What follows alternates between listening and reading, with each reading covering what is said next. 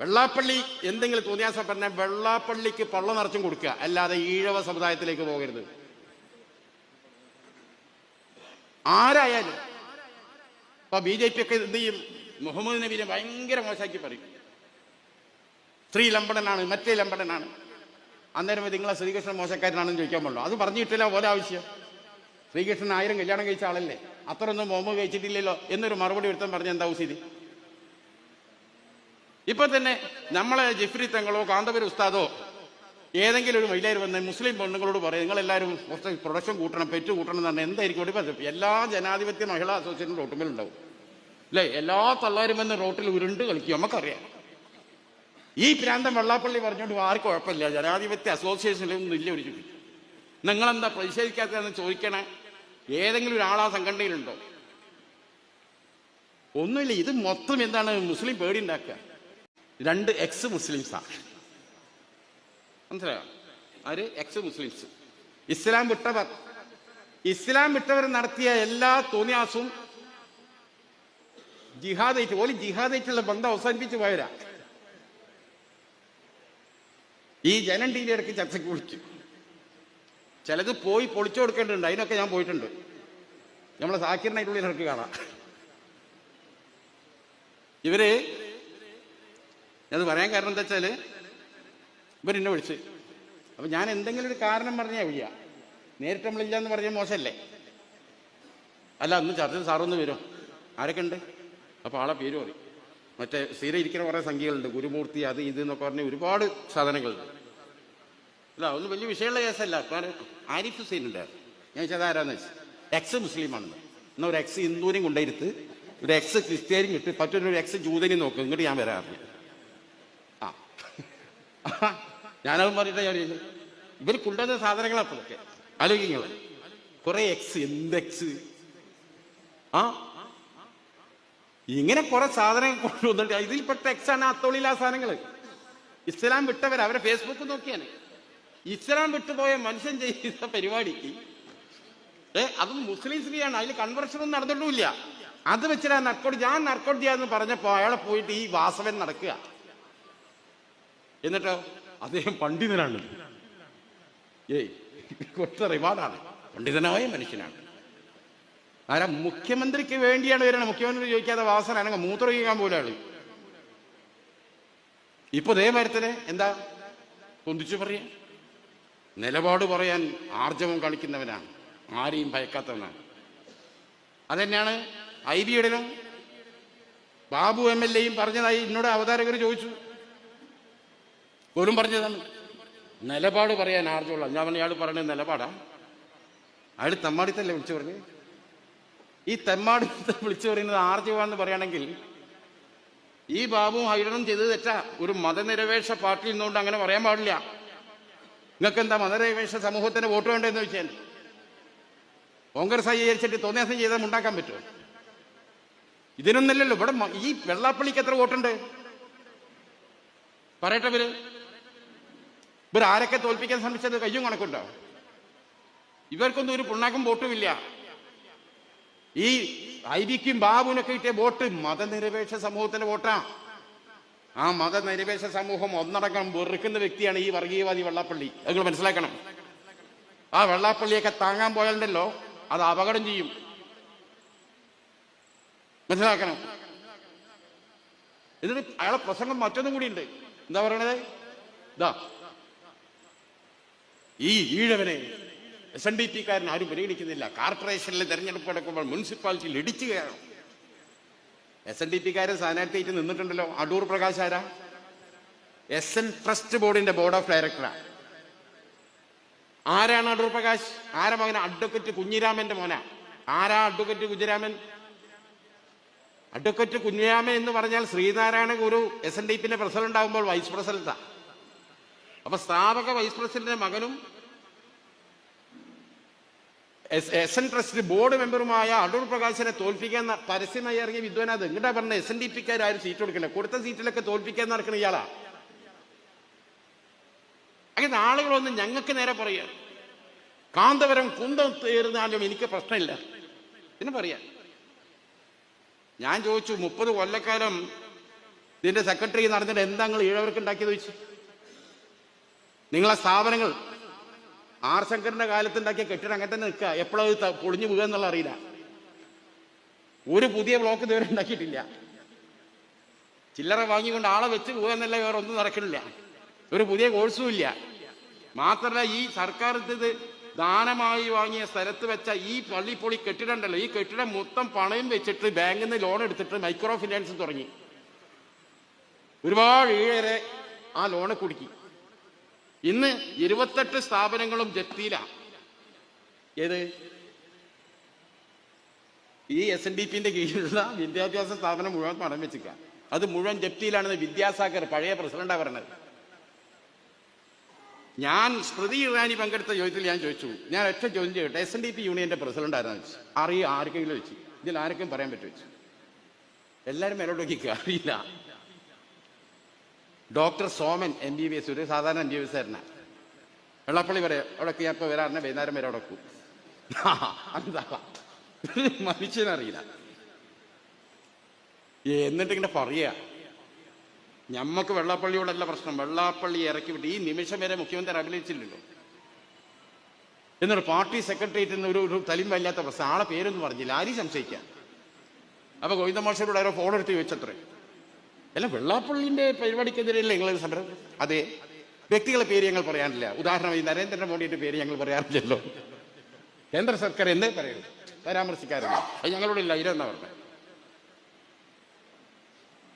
അപ്പൊ ഏതായാലും ഈ RSS, police, Pinarayi, Marxist, fascist, ഇതൊക്കെ ഗ്രൂപ്പ് ഓഫ് ചോയ്സസ്, ഇതൊക്കെ ഒരു ടീമാണ്. അതിവിശദമായ ഒരു ലഘുലേഖ കാര്യങ്ങൾ ഈ സമ്മേളനം സംബന്ധിച്ച് ഇവിടെ തയ്യാറാക്കുന്നുണ്ട്. ആ ലഘുലേഖയ്ക്കുള്ള എല്ലാ കണ്ടന്റും നമ്മളിവിടെ കൊടുക്കുന്നുണ്ട്. വായിക്കാൻ പോകുന്ന സാധനം ആയതുകൊണ്ട് ഞാനതിൻ്റെ ഓരോരോ സംഭവങ്ങളും പ്രത്യേകമായി എടുത്തു പറയുന്നില്ല. ഈ പ്രമേയം അതിഗൗരവമായി ചർച്ച ചെയ്യപ്പെടേണ്ടതാണ്, എല്ലാ വീടുകളിലും ഇതെത്തിക്കേണ്ടതാണ്. മുസ്ലിം ലീഗിന് അതിൻ്റെ ടൈമപ്പ്. ലീഗ് അല്ലാതെ വേറൊരു വഴി നമ്മുടെ മുമ്പിലില്ല എന്ന് സമുദായത്തിന് മൊത്തം മനസ്സിലാക്കിയൊരു സമയമാണ്. ഒരു കൂട്ടുകെട്ടും മുന്നണിയും കോൺഗ്രസും ആരും വേണ്ട, ഒറ്റയ്ക്ക് പോയി ഞങ്ങൾ എന്താക്കും, സമുദായത്തെ രക്ഷിച്ച് കളഞ്ഞു. ഇവർ നടത്തിയ ചില ബടായികളാണ് നമ്മൾ കിടന്ന് വേർക്കണത്. അത് നിങ്ങൾ 940 ആകുമ്പോഴത്തേന് ഇന്ത്യ ഇസ്ലാമിക രാജ്യമാക്കും. ഏതൊരു കഴുത പറഞ്ഞാണ് ഈ മറ്റേ പോപ്പുലർ ഫ്രണ്ടിന്റെ, അല്ലേ? അതിന്റെ പേരിൽ നിങ്ങൾ നോക്കി, അത് വലിയ വിശ്വസിച്ചിരിക്കുക. ഞാൻ പറഞ്ഞു, രാജ്യസഭയിലും ലോക്സഭയിലും മൃഗീയ ഭൂരിപക്ഷം BJPക്ക് കിട്ടി. എന്നിട്ട് ഓൾക്ക് ഇന്ത്യൻ ഹിന്ദു രാഷ്ട്രമാക്കാൻ കഴിയില്ല. പിന്നെയാണ് ഒരു പഞ്ചായത്ത് പ്രസിഡന്റ് പോലും ആകത്തെ ജമാഅത്ത് ഇസ്ലാമി 5 കൊല്ലം കൊണ്ട് ഇന്ത്യൻ ഇസ്ലാമിക രാജ്യമാക്കുമെന്ന് പറഞ്ഞ് തലയിൽ മൂക്കിക്കപ്പെട്ടുള്ളവനെ വിശ്വസിക്കത്. നമ്മളത് ചോദിച്ചത്. പക്ഷെ എന്നാലും ഇങ്ങനെ ഈ ബടായി പറഞ്ഞിട്ട് പോയ ആൾക്കാരുണ്ട്. എന്താ പോലെ സ്ഥിതി? അത്ര സന്തോഷമുള്ള സ്ഥിതിയാണോ? നമ്മളതിൽ സന്തോഷിക്കുന്നില്ല. കിടക്കുക തിഹാർ ജയിലിൽ കാലം കുറയും. ആദ്യം ഞങ്ങൾ പറഞ്ഞു ഒറ്റക്ക് കാട്ടുപോയ പുലി പിടിക്കുന്നു. ഞങ്ങളതാണ് ഒരു ഭാഗത്ത് കോൺഗ്രസിനും കിട്ടാവുന്ന സംവിധാനങ്ങളൊക്കെ ഒരു റിംഗ് റൗണ്ട് ആക്കി അതിൻ്റെ ഉള്ളിൽ കൂടെ ഇങ്ങനെ നടന്നിക്കണത്. മനസ്സിലായോ? നിങ്ങൾ ഞങ്ങൾക്ക് ധൈര്യം പോരാ, മറ്റേ പോരാൻ തന്നെ ഒറ്റക്കിറങ്ങിയതാ. ഒറ്റക്കിറങ്ങിയ എന്ത് സംഭവിച്ചു? അത് സംഭവിച്ചു. ആ സംഭവിച്ചതിൽ ഞങ്ങൾക്ക് ദുഃഖമുണ്ട്. നിങ്ങൾ കാരണം നിങ്ങളെ കുടുംബം കണ്ണീരാ. നിങ്ങൾക്ക് അള്ളാഹു അക്ബർ അതിൻ്റെ ഉള്ളിൽ വിളിച്ചു കുത്തനാൻ മതി. ഒരു കുട്ടിനെ കല്യാണം പോലെ ആലോചിച്ച് ബാപ്പ ജയിലിൽ നടക്കുമോ? ഒറ്റക്ക് ഇങ്ങനെ വെല്ലുവിളിച്ച് പോയാണ്ടാകുന്ന അവസ്ഥയത്. ഈ ഭരണകൂടത്തിന്റെ കയ്യിൽ എന്തും ആയുധമാണ്. ഇപ്പൊ നമ്മളൊക്കെ അത് വിളിച്ച് ഭയങ്കര ഭീഷണിയാണ്. ഞാൻ പറഞ്ഞ എലത്തൂർ സംഭവം നമ്മൾ ഇന്ന് വരട്ടി പിടിച്ചകത്തോടും മതിന് കടന്നേരിയാവും. ഒരു MDA വരും, തൂക്കിയെടുത്താൽ പിന്നെ പുറലോങ്ങാണല്ല. പോലീസിനോടാ കളി നോക്കടാ. നമ്മളോടെ ദിവസം ഇത് കേട്ടുകൊണ്ടിരിക്കുക. നിങ്ങളെ വിചാരം ഉണ്ടാവും ഇത് നല്ലൊരു സുഖമുള്ള പരിപാടിയാണ്, ഇത് TV പോയി ഇരിക്കുന്നത് അല്ലേ? നല്ല തുണിയും കുപ്പായൊക്കെ ഇട്ട് ഇങ്ങനെ ഉത്തരവ് ഭയങ്കര രസമാവും. നമുക്ക് 4-5 ആൾക്കാർ മുമ്പിൽ വിചാരണയ്ക്ക് കിടന്നു കൊടുക്കുക. എപ്പോഴും അടി കിട്ടാന്ന് പറയാൻ പറ്റില്ല. എന്തെങ്കിലും ഒരു ദിവസം ഉത്തരം മുട്ടുന്ന ദിവസം ഉണ്ടാവും. അന്ന് നമ്മളെ കഥ കഴിയും ചെയ്യും. അത് നിങ്ങൾ തന്നെ പറയും, ഈ നായിൻ്റെ മോനാണോ അവിടേക്ക് വിട്ടത് അല്ലേ? ചോദിക്കും നിങ്ങൾ. കാരണം ഈ സമുദായം തെറ്റിയാൽ എന്താണെന്ന് നമ്മൾ നേരത്തെ കാണുന്നുണ്ട്. ഇവിടെ നടക്കണ ചർച്ച. അതുകൊണ്ട് പലരും പ്രസംഗിച്ച് നടക്കില്ല. അവിടെ പോയി ആരും ഇടപെടില്ലല്ലോ. ഇത്രയും മണിക്കൂർ പ്രസംഗിച്ച് പോകാം. ഇതൊരു മുൾമുനയില്ല. നമ്മൾ പോണ സമുദായത്തിന് വേണ്ടിയാണ്. അള്ളാന്റെ അടുത്ത് പ്രതിഫലം കിട്ടും സത്യം വിളിച്ചു പറഞ്ഞാൽ എന്ന നിലക്ക് തന്നെ പോണം. ഒരു ലക്ഷ്യം വേണ്ട. രാത്രി കിടക്കാൻ കഴിയില്ല. പോലീസിന്റെ ഭീഷണിയാണ്, പല നിലക്കുള്ള ഭീഷണിയാണ്. BJP മുണ്ടാൻ പാടില്ല. മുണ്ടിയാൽ ഇന്ത്യ ബാങ്കിൽ ആരെത്തും? ED എത്തും. എത്രയോ തവണ എത്തി. മാനേജർ പറഞ്ഞു നോക്കി, ഈ സാധുവിൻ്റെ സ്ഥാനം നിങ്ങൾ കണ്ടതല്ലേ. അപ്പോൾ ഓര് പറഞ്ഞു, ഞങ്ങൾക്കറിയാം, ഞങ്ങളിപ്പോൾ എത്ര വട്ടായി ഇവിടുന്ന് പോകണം, പക്ഷെ അവിടുന്ന് ഇങ്ങനെ ആസ്ഥാനത്ത് നിന്ന് വിളിക്കുക, എന്ത് ചെയ്യാൻ, ഈ മനുഷ്യൻ ഫുള്ള് ലോണാന്നുള്ളത് ഞങ്ങൾക്കറിയാം, ഇതിനെ എവിടെ പിടിക്കാനാ ഉള്ള കേൾക്കണങ്ങൾ. അപ്പോൾ അതാണ് പലരെയും നിഷ്ഫലമാക്കുകയാണ്. മുണ്ടാൻ പാടില്ല, മുണ്ടേ പേടിപ്പിക്കുകയാണ്. പക്ഷെ ആ പേടിപ്പിക്കൽ കാര്യം തവക്കലത്ത് വരെയുള്ള എന്ന് വിശ്വസിച്ച് ജീവിക്കുന്ന ഒരു വിശ്വാസിയായ മുസൽമാൻ ഇതൊന്നും ഒരു പ്രശ്നമല്ല. മനസ്സിലായോ? അത് എന്നാ വെച്ചാൽ അള്ള നിശ്ചയിക്കുന്ന കാര്യം നടക്കും. ഞാൻ പറഞ്ഞു വരുന്നത് പോരാട്ടം തന്നെയാണ്. പോരാടും എന്ത് വേണം? അവിവേകം കാണിക്കരുത്. ഞാൻ എല്ലാവരും ഒറ്റക്കണ്ട് ശരിയാക്കാന്ന് അറിഞ്ഞ് പോകരുത്. നല്ല ചങ്ങാതിമാരെ കൂടെ കൂട്ടണം, ചതിക്കാത്തവരെ കൂടെ കൂട്ടണം, വിശ്വസ്തരെ കൂടെ തട്ടണം, എന്നിട്ട് ഫൈറ്റ് നടത്തണം. ഇന്ത്യൻ രാഷ്ട്രീയത്തിൽ മുസ്ലിം ലീഗ് അങ്ങനെ ചെയ്യണേ. കൂട്ടാവുന്ന വിശ്വസ്തരെ, നമ്മളെ സ്നേഹിക്കുന്ന, നമ്മൾ ഉൾക്കൊള്ളുന്ന, നമ്മൾ അംഗീകരിക്കുന്ന, നമ്മൾ പറഞ്ഞ ആവശ്യങ്ങൾ കഴിയാവുന്നതൊക്കെ ചെയ്തു തരുന്ന ഒരു നല്ല പാർട്ണർ നമുക്കുണ്ട്. അതിൽ മോശപ്പെട്ട മനുഷ്യന്മാർ പല സ്ഥലത്തും കണ്ടേക്കാം. അവരോട് ചിലക്കാവുമ്പോൾ പറയും, നമ്മളെ ലൈൻ മാത്രം എടുത്താൽ മതി. അങ്ങനെ വിശാലമായ ഇന്ന് ഒരുപാട് കക്ഷികൾക്കിടയിൽ നമ്മളൊക്കെ ഇന്ത്യ മുന്നണി തന്നെ ചെറിയ സാധനമല്ല. 10-26 കക്ഷികളിൽ ലീഗുണ്ട്. ഞങ്ങൾ മനസ്സിലാക്കണം. ഇന്ത്യ രാജ്യത്തിന്റെ സുപ്രീം കോടതിയിൽ മുസ്ലിം ലീഗിനെ നിരോധിക്കണമെന്ന് പറഞ്ഞ ഹർജി വന്നു. സുപ്രീം കോടതി നമുക്ക് നോട്ടീസായി. 75 കൊല്ലത്തെ നമ്മുടെ പ്രവർത്തന റിപ്പോർട്ട് നമ്മളാണ് കൊടുത്തു. വായിച്ച ബെഞ്ച് പറഞ്ഞെന്താ, സുപ്രീം കോടതി ഇത് നിരോധിക്കേണ്ട പാർട്ടിയല്ല എന്ന് പറഞ്ഞ് ഹർജിയാണ് തള്ളി. ഇന്ത്യയിൽ നിയമനിർമ്മാണം എന്ന് പറഞ്ഞാൽ ഏതാ? ലോക്സഭയിലും രാജ്യസഭയിലാണ് നിയമനിർമ്മാണം നടക്കുക. പിന്നെ നിയമനിർമ്മാണം നടക്കുന്നത് എവിടെയാണ്? സുപ്രീം കോടതിയുടെ ജഡ്ജ്മെന്റുകളാണ് നിയമം. ഇന്ത്യൻ യൂണിയൻ മുസ്ലിം ലീഗ് നിരോധിക്കേണ്ട പാർട്ടിയല്ല എന്നൊരു നിയമം ഇന്ത്യ രാജ്യത്ത് വന്നിരിക്കുന്നു. അതാണ് സുപ്രീം കോടതിയുടെ ജഡ്ജ്മെന്റ്. അത്രമാത്രം ദേശീയ തലത്തിലും അംഗീകാരം കിട്ടിയ ഒരു പ്രസ്ഥാനം എന്ന നിലയ്ക്ക് എന്തെല്ലാം ആരോപണങ്ങൾ പ്രകോപിപ്പിക്കാൻ പല മേഖലയിൽ നിന്ന് വന്നാലും ആ പ്രകോപനത്തിന് വശം വരാതെ, വെള്ളാപ്പള്ളി എന്തെങ്കിലും തോന്നിയാസം പറഞ്ഞാൽ വെള്ളാപ്പള്ളിക്ക് പള്ള നിറച്ചും കൊടുക്കുക, അല്ലാതെ ഈഴവ സമുദായത്തിലേക്ക് പോകരുത്. ആരായാലും ഇപ്പൊ BJP ഒക്കെ എന്ത് ചെയ്യും? മുഹമ്മദ് നബീനെ ഭയങ്കര മോശമാക്കി പറയും. സ്ത്രീ ലംബടനാണ്, മറ്റേ ലംബടനാണ്. അന്നേരം നിങ്ങളെ ശ്രീകൃഷ്ണൻ മോശക്കാരനാണെന്ന് ചോദിക്കാൻ പാടുള്ളൂ. അത് പറഞ്ഞിട്ടില്ല പോലെ ആവശ്യം. ശ്രീകൃഷ്ണൻ 1000 കല്യാണം കഴിച്ച ആളല്ലേ, അത്രയൊന്നും മുഹമ്മദ് കഴിച്ചിട്ടില്ലല്ലോ എന്നൊരു മറുപടി എടുത്താൻ പറഞ്ഞ എന്താ സ്ഥിതി? ഇപ്പൊ തന്നെ നമ്മളെ ജിഫ്രി തങ്ങളോ കാന്തപുരം ഉസ്താദോ ഏതെങ്കിലും ഒരു മഹിളയിൽ വന്ന് മുസ്ലിം പെണ്ണുങ്ങളോട് പറയും, നിങ്ങളെല്ലാവരും കുറച്ച് പ്രൊഡക്ഷൻ കൂട്ടണം, പെറ്റ് കൂട്ടണം എന്ന് പറഞ്ഞാൽ എന്തായിരിക്കും? എല്ലാ ജനാധിപത്യ മഹിളാ അസോസിയേഷനും റോട്ടുമേലുണ്ടാവും അല്ലേ? എല്ലാ തള്ളാരും വന്ന് റോട്ടിൽ ഉരുണ്ട് കളിക്കും. നമുക്കറിയാം. ഈ പ്രാന്തം വെള്ളാപ്പള്ളി പറഞ്ഞുകൊണ്ട് ആർക്കും കുഴപ്പമില്ല, ജനാധിപത്യ അസോസിയേഷനിലൊന്നും ഇല്ല ഒരു ചുറ്റി. നിങ്ങളെന്താ പ്രതിഷേധിക്കാത്തതെന്ന് ചോദിക്കണേ. ഏതെങ്കിലും ഒരാളാ സംഘടനയിലുണ്ടോ? ഒന്നുമില്ല. ഇത് മൊത്തം എന്താണ്? മുസ്ലിം പേടി ഉണ്ടാക്കുക. ചാനലുകാർ എന്താണ് മുസ്ലിം ലീഗ് തവണ സീറ്റ് കൂടുതൽ ചോദിക്കും. കൂടുതൽ സീറ്റുകൾ ചോദിക്കാനും പിടിമുറുക്കാനും മുസ്ലിം ലീഗ് ബ്രേക്കിംഗ് എന്ത് പിണ്ണാക്കാതെ ഞാൻ അവരോട് ചോദിച്ചു. ഇത്തവണ മുസ്ലിം ലീഗിന്റെ 27 സീറ്റ് മത്സരിക്കുന്നു. അതിൽ 17 സീറ്റ് പിടിച്ചെടുക്കാൻ കോൺഗ്രസിൽ വലിയ ശ്രമം എന്ന് പറഞ്ഞ ന്യൂസ് തങ്ങൾ കൊടുക്കാത്ത വെച്ചത്. അങ്ങനെയൊന്നും കൊടുക്ക്. അതല്ല ലീഗ് ഇത് പേയ്മെന്റ് റിപ്പോർട്ടർ ചാനലിലൊക്കെ കൃത്യമായി പേയ്മെന്റ് ചെയ്ത്. കാരണം അയാളെ വനമുറി കേസ് മറ്റേ അവിടെ കിടക്കുന്നുണ്ട്. എല്ലാവരും ചോട്ടിലും സൈരുദ്ദീൻ പറഞ്ഞ അരി എന്താണ്? കാലെടുക്കാൻ വയ്യ, അതിന്റെ അടിയിൽ എത്രയാണ്? ₹1 പൈസ ഉണ്ട്. അതാണ് അത് ചോട്ടി പിടിച്ചിക്ക. വിളിച്ചിട്ട് വരില്ല. ജയറാം വിളിക്കുക, ഇങ്ങോട്ട് വാതാൻ, എനിക്കിപ്പോൾ വരാൻ കഴിയില്ല. എന്താണ് കാലിന്റെ ചോട്ടില് ഏതോ ഒരാളെ പൈസ വീണു, അതോടെ ചവിട്ടി വെച്ചാൽ അയാൾ അവിടുന്ന് പോയിട്ട് വേണം എടുക്കാൻ. ഇത് പറഞ്ഞതുപോലെ മുഴുവനും ഇവിടെ കംപ്ലീറ്റ് അത്തരത്തിലുള്ള ഒരു ഡീലിലേക്കാണ് പോകുന്നത്. ഭീതി ഇനിയുണ്ടാക്കും. ലീഗിൽ മഞ്ചേരി സ്ഥാനാർത്ഥി ചെയ്ത് ഏതോടത്തും പ്രഖ്യാപിച്ചു. എന്താ ഞാൻ ചെയ്യാ? പിന്നെ ഒരുപാട് സ്ഥാനാർത്ഥികളെ ലിസ്റ്റിൽ വന്നിട്ടുണ്ട്. മണ്ഡലത്തിന്റെ പേര് മാറിയിട്ടുണ്ട്. പിന്നെ നിരന്തരം നടക്കുകയാണ്. എന്ത് കൺഫ്യൂഷൻ ഉണ്ടാക്കുകയാണ് ലീഗിന്റെ ഉള്ളിൽ. ഇന്നാളെ മാറ്റും, ഇന്നാളെ മാറ്റൂല, ഇന്നാൾക്ക് സീറ്റ് കൊടുക്കും, ഇന്നാൾക്ക് കൊടുക്കൂല. സമസ്ത അങ്ങനെ ആൾക്കാരെ പേര് പറഞ്ഞു, ഇന്നാളെ പറ്റൂലെന്ന് സമസ്ത നേരത്തെ പറഞ്ഞു. 27 സീറ്റാണ് ചോദിക്കാൻ പോണത്. 6 മന്ത്രിസ്ഥാനം, 6ാം മന്ത്രിസ്ഥാനത്തെ കുറിച്ച് ആലോചിക്കാൻ ലീഗ് തത്വത്തിൽ തീരുമാനിച്ചു കഴിഞ്ഞത്രേ. മരണം തന്നെ കിട്ടണ്ടേ? ഇവിടെ ഇങ്ങോട്ടല്ലേ ദൂരേക്കല് ഒക്കെ ഭീതി. ലീഗ് ഇവിടെ വില്ലനാണ്, ലീഗ് ഇവിടെ വമ്പനാണ്. ലീഗിന്റെ ഒരു ഭരണം വന്നാൽ ലീഗിന്റെ അപ്രമാദിത്താണ് വരിക. അതാണല്ലോ മുമ്പ് പറഞ്ഞത്. അമീറും കുഞ്ഞാലിക്കുട്ടിയും അഫ്സനും നാട് ഭരിക്കാൻ പോകുന്നു. കോടിയേരി പറഞ്ഞു അതിൻ്റെ അർത്ഥം എന്താ? മുസ്ലിങ്ങൾ നാട് ഭരിക്കാൻ പോവാണ്, നിങ്ങൾ നോക്കിക്കാണോന്നാ ക്രിസ്ത്യാനികളോടും ഹിന്ദുക്കളോടും. സത്യത്തിൽ സംഘപരിവാറും BJP-ക്കാരും വരെ ഇന്നുവരെ പറയാത്തൊരു സാധനമാണ്. എന്നാ ഇത് പറഞ്ഞിട്ടൊന്നും ഈ മാപ്പിള സഖാക്കൾക്ക് ഒരു കുലുക്കില്ല കേട്ടോ. ഇവരമാർ ഇത്ര പൊട്ടന്മാർ വേറെ ഒരു വർഗം ഉണ്ടാവില്ല. ഒച്ചക്ക് പറയുമ്പോൾ ഒരു കലാപം ഉണ്ടാക്കണ്ട. അങ്ങനെ ഞങ്ങളുടെ സമുദായത്തെക്കുറിച്ച് നിങ്ങൾ പറയരുത്.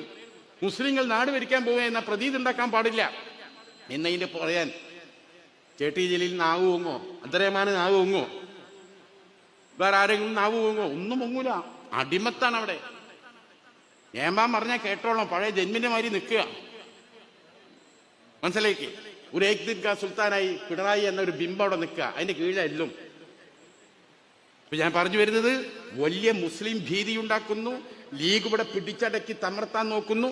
അതുകൊണ്ട് പരമാവധി ലീഗ് അധികാരത്തിലെത്തിയാൽ എന്തോ ഇവിടെ സംഭവിക്കുമെന്ന ഭീതി സൃഷ്ടിച്ച് തെക്കൻ മേഖലയിലും മധ്യ കേരളത്തിലും വമ്പിച്ച രീതിയിൽ ധ്രുവീകരണം ഉണ്ടാക്കാനുള്ള ഒരു ശ്രമം നടക്കുന്ന കാലത്ത് വളരെ ജാഗ്രതയോടെ, വളരെ പക്വതയോടെ രാഷ്ട്രീയം സംസാരിക്കാനും പ്രവർത്തിക്കാനും നമുക്ക് സാധിക്കണം. അതിന് സമ്മേളനങ്ങൾ, വിവിധതരം ചർച്ചകളും വിവിധ സ്ട്രാറ്റജികളും, അടുത്ത തെരഞ്ഞെടുപ്പുകളിൽ അത് പഞ്ചായത്താകട്ടെ നിയമസഭയാകട്ടെ വലിയ പെർഫോമൻസിൽ നമുക്ക് വിജയം നേടിയെടുക്കാൻ, നമ്മളെ സഖ്യകക്ഷിയെ വിജയിപ്പിക്കാൻ എന്ത് ചെയ്യണം എന്നതിൻ്റെ ചിന്തകളും ചർച്ചകളും ഈ സമ്മേളനത്തിൽ നടക്കട്ടെ.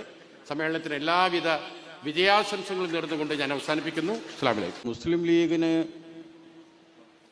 വലിയ സാധ്യത വരാൻ പോകുന്നു എന്ന ചർച്ച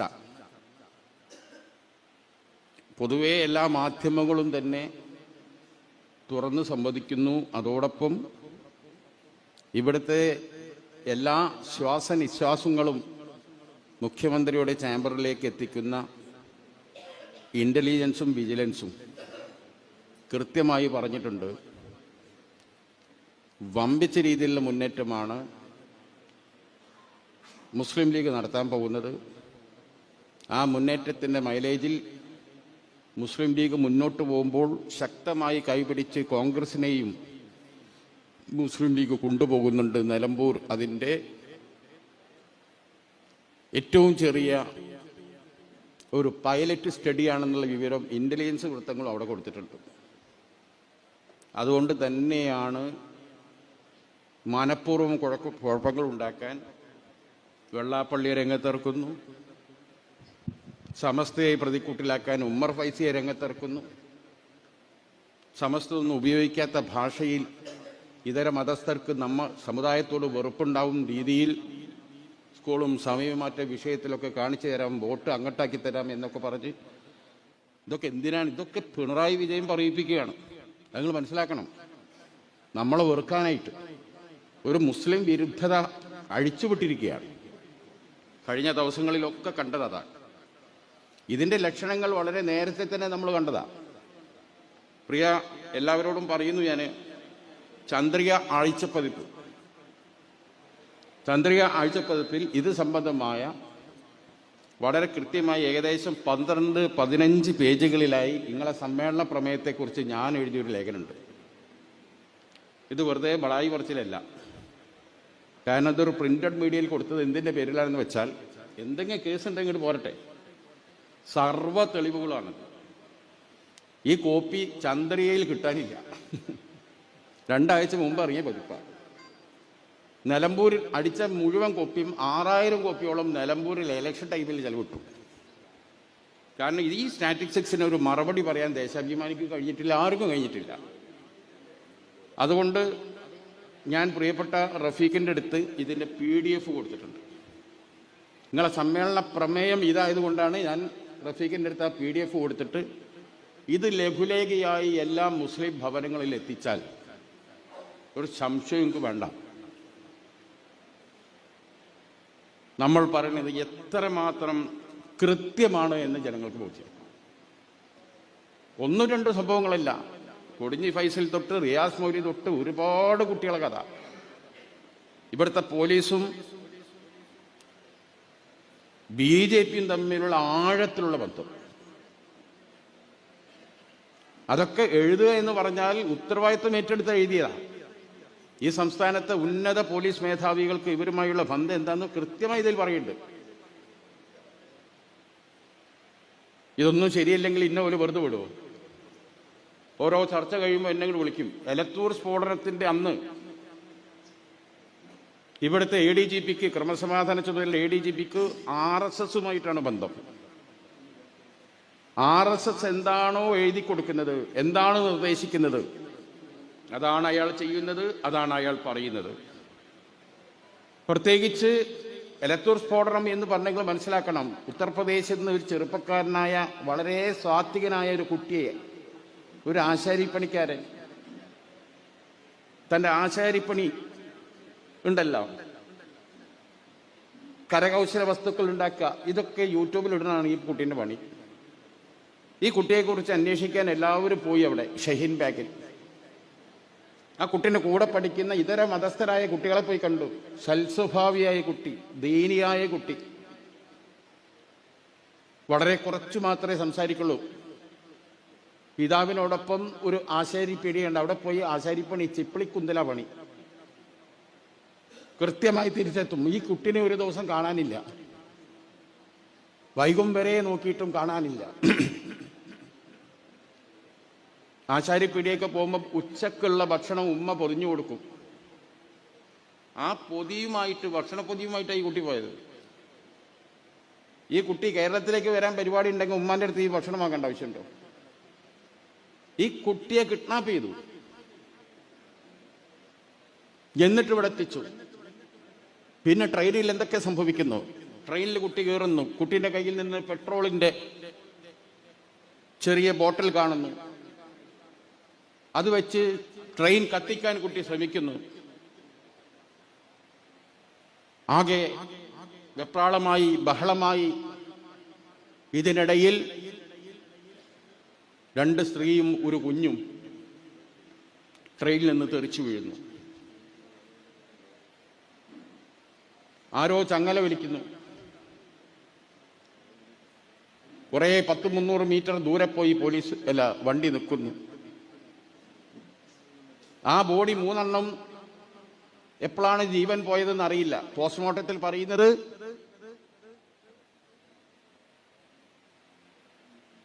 1 മണിക്കൂറും 10 മിനിറ്റും, ആക്സിഡന്റ് പറ്റിയതിനു ശേഷം 1 മണിക്കൂറും 10 മിനിറ്റും കഴിഞ്ഞിട്ടാണ് ഡെത്ത് സംഭവിച്ചതെന്നാണ് പോലീസ് പറയുന്നത്. മരിച്ച നിലയിലാണ് ഞങ്ങൾക്ക് കിട്ടിയത്. അപ്പം ഈ ട്രെയിൻ നിന്ന് ഇവർ വീണിട്ട് 1 മണിക്കൂറും 10 മിനിറ്റും കഴിഞ്ഞിട്ടാണ് പോലീസ് അവിടെ എത്തുന്നത്. ആ ഡിലേ പോലും എന്താണ്, നിങ്ങൾ പഠിക്കണം. അന്ന് നടന്ന ചർച്ചയിൽ ഞാൻ ചോദിച്ചു, വന്ന ഇരയെക്കുറിച്ച്, ഈ പ്രതിയെക്കുറിച്ച്, പ്രതിയുടെ സമുദായം നിങ്ങൾ എണ്ണുന്നു. ദാരുണമായി മരണപ്പെട്ട 3 ജീവനുകളുടെ മതം താങ്കൾ എഴുതാത്തത്? ഞാൻ അന്ന് ചോദിച്ചതാ. മരണപ്പെടുന്നവന്റെ മതം നിങ്ങൾക്ക് തികയുണ്ട്. അന്ന് വത്സൻ തില്ലങ്കേരി പിറ്റേ ദിവസം 10:40 അവിടെ എത്തുന്നു. വത്സൻ തില്ലങ്കേരിക്ക് എന്ത് കാര്യം? എലത്തൂരിൽ ട്രെയിൻ സ്ഫോടനം ഉണ്ടായാൽ റെയിൽവേന്റെ സഹമന്ത്രിമാരോ മന്ത്രിമാരോ ഉദ്യോഗസ്ഥന്മാരോ സ്ഥല MLA-മാരോ MP-മാരൊക്കെ വരും. ആരാണ് ഈ വത്സൻ തില്ലങ്കേരി? അയാൾ എന്തിനു വരുന്നു? RSSന്റെ ഒരുപറ്റ നേതാക്കളെ കൂട്ടി അവിടെ. അന്ന് മരണപ്പെട്ടത് RSS ആണെന്ന് തിരക്കടില്ല. അങ്ങനെ RSSുമായുള്ള ഒരു ക്ലാഷ് അവർക്ക് അവിടെ ഒന്നുമില്ല. എന്തിന് RSS എത്തുന്നു?